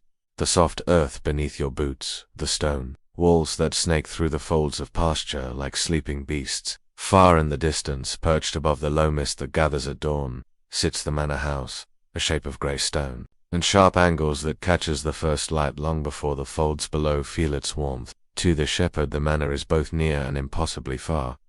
Close enough that its lord's hunger can summon you from the hills in the dead of winter, yet distant enough that its hearth fires and heavy boards of meat and bread will never truly be yours. The sheep you guard with cracked hands and patient eyes will one day give up their wool to line the benches where knights and ladies lounge, their laughter echoing across tapestries thicker than your cloak. You have walked that path to the manor before. Staff in hand, dog at your heel, the small chosen flock pressing close as if they too sense the difference in the air as you pass under the shadow of its high gate. The walls loom heavy, their stones set by hands long dead, yet their weight presses on you, still a reminder that the coins you hope for at the steward's table come not as gift but as payment long overdue. Within those walls the hush you know so well is replaced by a different quiet, not the gentle hum of mist and bramble, but the sharp hush of expectation that rattles down the corridors and slips beneath doors like a draught you can. Servants scurry, eyes downcast, hands folded so tight you'd think they were born without thumbs. The dog stays close at your side, her hackles stiff, her nose twitching at the unfamiliar smells of tallow and roasting meat. The steward's hall is long and dim, lit by rush lamps that spit and sputter when the wind finds a crack between the shutters. Along the walls, the household's business ticks like a clock, coins stacked, tallies marked in neat lines on parchment you cannot read but know well enough. By the way, the steward's quill scratches out your worth. You stand, cap in hand, your cloak smelling of wet wool and dog's breath. Before you, a table spread with more food than you'd see in a week.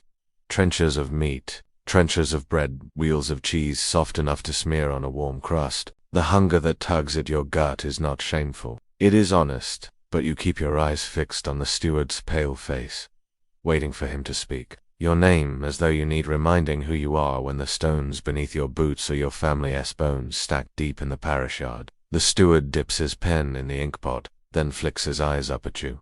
Once, sharp as the blade of a shears, he asks after the flock, his words clipped as if each syllable costs him coin. You tell him the truth.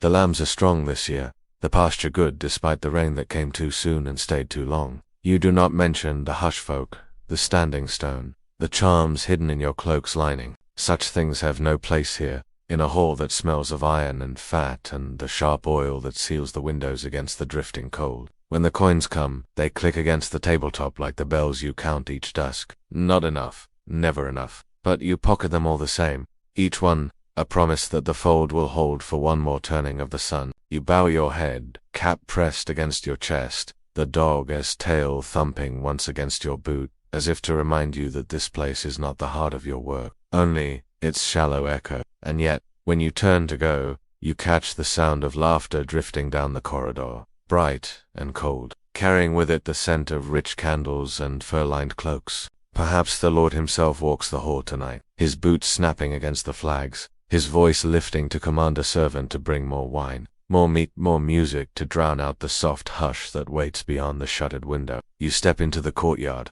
the cold night pressing close around your shoulders like an old friend returned. The dog bounces ahead, eager to leave behind the stone walls and the thick air that tastes of tallow and smoke. You glance back once. The manor's windows aglow like eyes that never sleep, yet never truly see you. Then you lift your staff, tap it twice against the gatepost as you pass beneath the arch. The coins jingle in your pocket, small and hard as seeds. Above you, the stars slip through the thinning clouds, their steady light a gentler lantern than any the hall could offer. The path home waits, soft with frost, ready to cradle your steps as it always has. And so, you walk on staff in hand, dog at your heel, the hush of the hills folding around you once more like a cloak you trust more than any promise of silver. Leaving the manor gates behind, you feel each step pull you back into a world that fits the shape of your breath. The stones beneath your boots grow rougher, the path no longer swept clean by anxious servants. Here the ruts cut deep in the clay shaped by wagon wheels, hauling tithes and timber down to the village. Wheels that creak and groan but do not speak your name the way the steward. Clipped and sharp, like a blade that never quite finds flesh but always threatens it. The dog trots ahead, nose low to the ruts, tail flicking each time she catches the scent of something wild. She too knows the measure of these stones, where a fox might slip. Through a gap in the hedge, where the ground dips sudden and soft with last month's rain, you trust her in a way you could never trust the warm hush of the manor's tapestries or the heavy benches slick with the oil of other men's. As you walk, the manor's glow slips behind you, swallowed by the soft arms of bramble and thorn that line the road. The cold air tastes cleaner now, sharp with the promise of frost where the sun's warmth bled away hours ago. Your breath drifts ahead of you in soft clouds, brief lanterns in the dark, until they vanish into the hush that always waits for you at the edge of the fields. Past a bend in the lane, a small light flickers behind a low hedge. A lantern hung at the door of a crofter's cottage, its flame shivering each time the wind shoulders the rickety shutter. You know this house, the thatch patched with heather, the stone walls leaning like old knees bent beneath the weight of 100 winters. It belongs to Unwind, the cooper's widow, whose son once helped you patch a break in the folders fence, when your own shoulder ached too much to swing the hammer true. She stands in the doorway now, wrapped in a cloak pieced from a dozen scraps of old wool. Her hands, strong and brown from years bending, staves, and hauling buckets. You lift your hand in greeting before she speaks. Words are rare in these hours when the hush settles deepest. "Good night to you, Shapaz," she says, voice low to keep from waking the boy who dozes on a bench just inside, head tipped back like a chick waiting for warmth.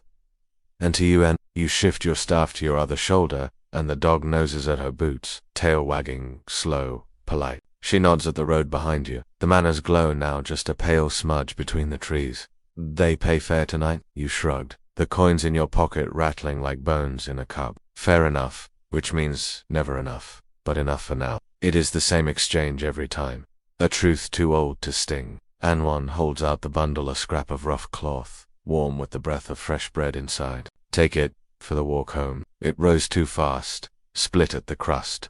Wouldn't fetch half a farthing at market come morning, but it's good under the knife." You do not refuse. Such kindness among your own is worth more than a stewardess' promise on paper you cannot read. You tuck the warm loaf against your side, nodding thanks. The dog, sensing your ease, presses her nose to Unwind's palm, earning a gentle scratch behind her ears. You speak no more, for the hush between low folk needs little dressing up. You walk on, staff tapping the lane's frozen edge, the loaf's warmth seeping into your elbow. Behind you Unwind lifts her lantern just once, not to light your way, but to remind you that you do not walk these dark fields alone. The fields open wide again, the trees pulling back to reveal the distant humps of the grazing land. In the moonlight, the stones stand out like teeth, each one a marker for a life spent bent to the plow or the crook. You find your pace again, your staff's tip striking sparks where the lane turns to gravel. Somewhere ahead, a small owl calls once, a voice sharp enough to cut the hush, but soft enough that you know the hush will mend itself around it, like wool drawn tight on a loom. You pass a ditch where old Ianto, the hedge-laying man, buried the last of his good stakes before the manor's reeve came to claim them for the lord's new sheep run. Ianto is long gone now, laid beneath a stone, with a name half-worn by rain. But you remember how he'd sit beside that same ditch, oiling his billhook with a scrap of cloth while he spoke of the old days. Days when the manor estimans were gentler, or so the old men always say. You tap your staff twice on the ditch's rim as you pass. Small respect for a man who knew every root that tangled these fields. Closer now to your fold, you feel the dog brush against your calf, her ribs shivering under her rough coat. She knows the scent of the gate even before it appears. The old timbers leaning in the moonlight, the latch tied with a loop of rope afraid to fool the manor's eye. But strong enough for the job at hand. You pause, drawing the loaf from under your arm. A corner torn free goes to the dog first. Your thanks for the path she cleared ahead. Another scrap you crumble into the ditch that runs along the fold. Edge, a quiet gift for any hush folk who watched your steps from hedgerow or stone. When the gate swings open, you slip inside like a dream tucking under a blanket. The sheep stir in the dark, bells chiming in, soft question. You move among them without lantern or flame. Your feet know where each stone lies, where the old ram's corner dips low where he prefers to rest. The dog circles once, then flops down at the fold's threshold, her eyes half shut but never fully blind to what might slip through when the wind turns sly. You lean your staff against the post, its notches catching the starlight. The hush settles again, thick and steady, filling your chest where the manor's chill laughter used to echo. Here, bread given freely tastes sweeter than any silver. Here small kindnesses bind you to the hedge and stone more surely than the stewardess tally could ever hope to hold you. And so you stand for a moment longer, cap pressed to your chest, the hush wrapping you up in the same warmth that drifts from the sheep's slow breathing. The moon moves, the stars tilt, nothing more. And yet everything you guard rests safe for one more night, and in the hush, you know. The road that carries you to the manor. S-hole will never weigh more than the path that brings you back home. Back inside your hut, the fire's glow breathes across the rough stones, casting long shadows that tremble as the wind slips around the eaves. You sit on the low stool your grandfather made, its legs splayed unevenly but sturdy enough to bear your weight after a long day's walk. The dog lies half-curled in the rushes at your feet, the loaf from Unwind's hearth resting warm against your knee. The hush slips inside, too, settling around the walls like an old cloak pulled tight against the night's sharp edges. You empty your pocket onto the table, the manor's coins clinking out one by one, cold little promises stacked like stones. You spread them with the edge of your thumb, nudging them into a tidy row. Each one a bell you have counted, each one a hoof guided clear of a bog's hungry mouth. Each one a dawn you rose, while the folk in the hall still dreamed behind thick shutters and fur-lined coverlets. They do shine, these coins, dull gold, the odd silver, a copper or two that still smell faintly of iron and salt from the reeve scale. You pick one up, turn it between your fingers. The firelight dances across its battered face, catching on the King S stamped crown, a crown that has never bent to the bracken or the stone that snags at your boot heel in the pasture. The crown does not hear the hush. It does not kneel in the mud to pull a lamb free from the thorns when the frost is cruel and the away stands bleating. Desperate for your patient hands, you set the coin back on the table, tap it once with the nail of your forefinger. The sound is thin, not empty, but not full either. A sound that fades the moment your finger lifts away. Across the hut, the dog's ear flicks at the noise, but she does not open her eyes. She trusts you enough to know that the hush is stronger than any coin's ring. Your gaze drifts to the staff, leaning in its place by the hut. Its crooked neck casts a thin shadow up the rough wall, the notches on its length catching the low glow like tiny eyes watching your thoughts. Each nick, each spiral, each small rune, carved when the dusk pressed too heavy on your back. These are the tallies you trust. They do not change when the manor's steward sighs at your bowed head, nor when the lord's laughter rings cold along the hall's flagged stones. Beside the hearth, the loaf rests on a scrap of cloth. You tear off a piece, feel its warmth against your palm. The taste is simple, grain ground rough, the crust split where the oven's heat worked too fast, a flaw by the manor's measure. By yours, it is a blessing. Each bite is sweeter than any trencher from the holeless laden table, because it was pressed into your hand by one who knows what it means to stand knee-deep in frost and thorn and still keep a gentle word folded between cracked lips. You set the crust down and listen, really listen, to the hush that cradles this small space. There is the dog's soft breath, steady as a heartbeat, the faint click of the cooling hearthstone, easing the fire's warmth into the bones of the hut, and, through the walls, the distant ring of a sheep's bell as one away shifts in her sleep, pressing closer to the flock, a song of small certainties. These sounds, they sing of things that cannot be tallied by a stewardess quill. You think of the manor's shadow, how it falls long over the fields, how its windows burn bright while you crouch beneath bramble and cloud, counting each lamb that draws breath in the dead chill of March. You know well enough that the stone walls guard secrets you will never touch.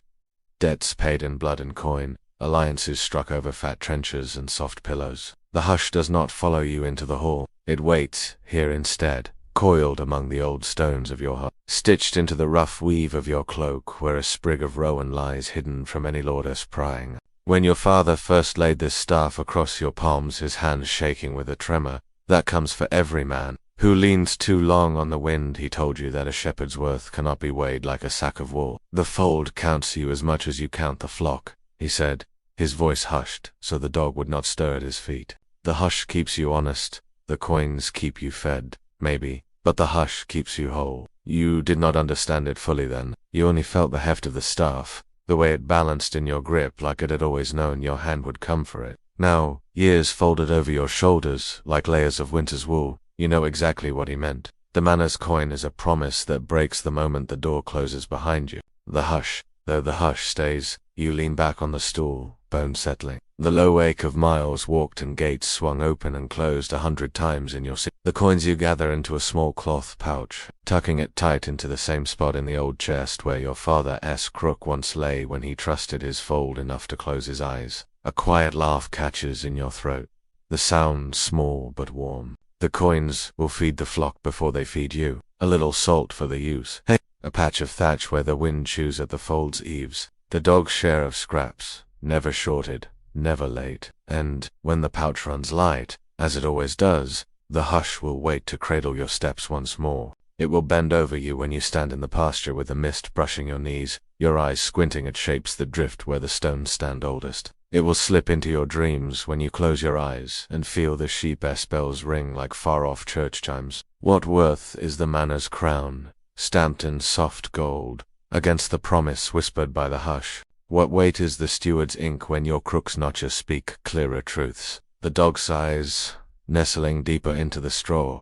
The fire hums low, embers falling to ash. You press your palm flat on the table, feeling the grain of the old wood warm against your skin. One heartbeat. The hush finds you there. The measure of your days laid plain. Coin and cloak, staff and stone, bell and breath. The fold will wake come dawn. The sheep will rise, bells singing soft in the grey light. And you will stand at the gate again, the coins tucked away, the hush gathered close. And you will count each step not in silver or tally, but in the quiet worth of the path that always brings you back home. In the hush before sleep, you'll let your thoughts drift back down the winding track that carries you from the stone walls of the hall to the leaning fence of your fold. If you close your eyes just enough, you can still feel the weight of the manor's doors behind you, the way they shut like the mouth of a great beast, teeth of oak and iron that bite the hush clean in two. You see again the steward's thin smile, the quick flick of his quill across the ledger's page, your name spelled out in black, scratches your worth weighed in lambs and wool, and the quiet calculation of how much can be taken before the flock itself bleats protest. He holds your winter in his ink pot. A heavy power for a man who has never felt the soft give of earth beneath his boots at dawn, nor the small heart of a lamb beating quick and fragile against his palm. And yet, here you are, seated by your hearth, coins tucked away like seeds for spring. The dog stirs at your feet, her muzzle pressed to your boot, her breath warm on your ankle. Outside, the flock shifts in its sleep, bells singing soft questions to the dark that answers only in the hush. What the steward cannot weigh is the measure of your return. Each step down that hill, away from torchlit windows and laughter that never rings true, brings you closer to the heartbeat you trust more than gold. It brings you to the wooden gate with its mark, carved deep by hands you remember clearer than any lord's decree. It brings you to the stone set upright at the fold's edge, the one you touch each dusk with your staff's crook, a quiet promise that whatever drifts past the hedge will do so with respect. You think of the manor's laughter, spilling through the heavy shutters, voices tangled with music and the hiss of wine poured too quick into silver cups. You wonder, sometimes, if those who drink by that fire ever pause to hear the hush, if they know the feeling of mist soaking your collar at dawn, or the way the wind hums soft secrets through the thorn hedge when you stand alone beneath the old hawthorn. Perhaps they do not need to. Their fields lie stacked in ledgers. Yours live beneath your boots, tangled in your cloak's hem, stitched into the tiny charm tied to your staff's worn shaft. The worth they claim is hard as coin and cold as iron. The worth, you know, is softer, but it runs deeper, down through the hooves that press their memory into pasture path, through the small warmth of a lamb pressed close to its dam, through the hush that slips around your shoulders when the bells fall silent at dusk. You stand once more and slip your cloak from its peg. The Rohan charm hidden in its lining brushes your chest as you settle the rough wool over your shoulders. You lift your staff from its place by the door, the smooth crook fitting your palm like a friend you've leaned on longer than you can name. Outside, the wind has calmed, carrying with it the faintest taste of frost, a promise that the fields will sleep soon. that the bramble will lie quiet beneath its crown of white, that the hush will deepen until spring calls it gently back awake. You step outside for a moment, just to feel the hush find you again. The dog pads after you, pressing her nose to the gatepost before she settles at your feet. The sheep lie close inside the fold, bodies curved into one another, like stones pressed into a wall, strong only because they touch, because they share the warmth that the wind tries to steal. The old ram lifts his head once, his brass bell ringing once, twice, a question you answer with the tap of your staff on the gate's top rail. Hear me. Above you, the stars drift in clusters, distant lanterns that need no steward to measure their glow. You know the crooked crown, the hunter's line. You know that if you walk far enough, long enough, you might stand in fields so wide the hush folk never linger. But for now, this is enough.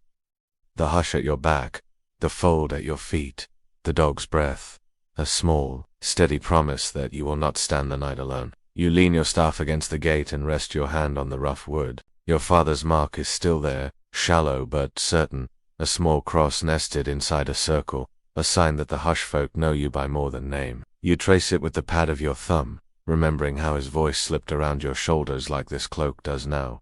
Keep your flock close, lad. Keep the hush closer. When you turn back to the hut, you glance once more at the manor's distant glow. It is a pale thing now.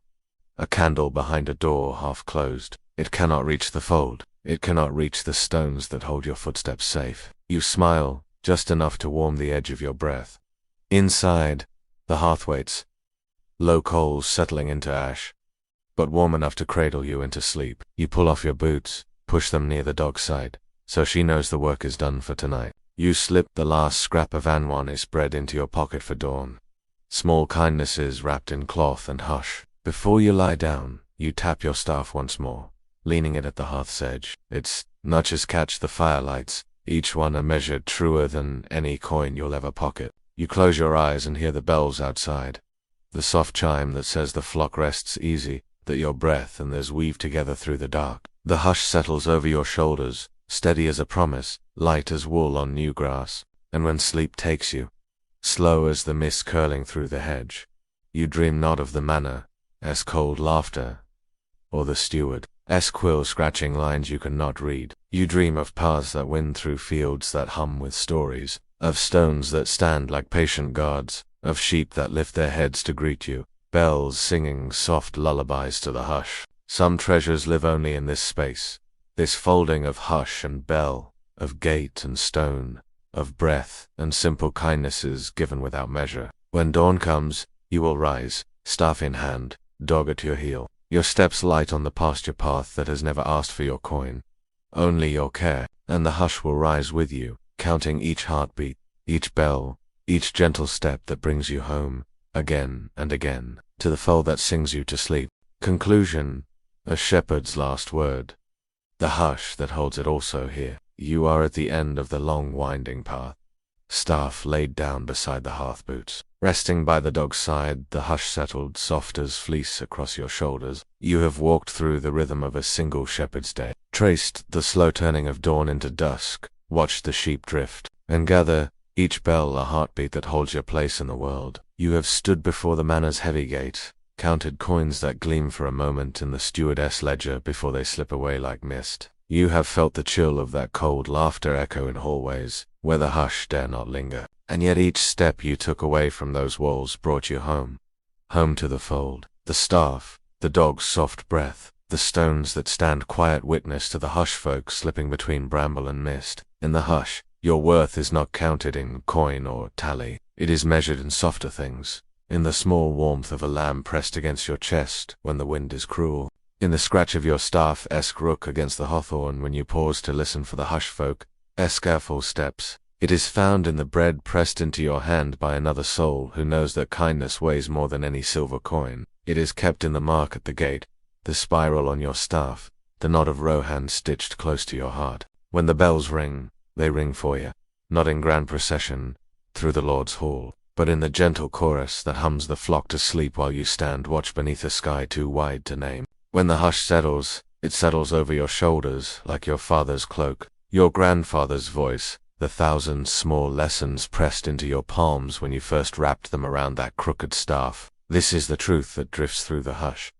No stone hall, no steward's tally, no silvered crown can outlast the simple hush that binds you to the land. No coin can buy the taste of mist at dawn when the sheep lift their heads and greet you, each bell a soft promise that your watch is not wasted. No pagina ledger can hold the warmth of a dog pressed to your leg when the wind rattles the bramble, nor the hush folk's quiet blessing that pathers unseen among the standing stones. So you lie down, straw cradling your weary spine, your cloak wrapped close, your staff leaning where the fire hums its final note. You listen, one last time, to the hush that drifts through the fold, a lullaby of wool and wind, of bramble and stone, of kindness traded under a sky too wide to hold alone. And when you sleep whole. You drift where the hush drifts, into the fields that wait for you at dawn, into the soft chorus of bells that ring, not for coin but for care, not for lords but for the small steady promise that the hush will always bring you home. The land holds you now, patient and wide and ever forgiving. The hush keeps your secrets, the bells sing you to rest. Sleep, shepherd, the hush is here.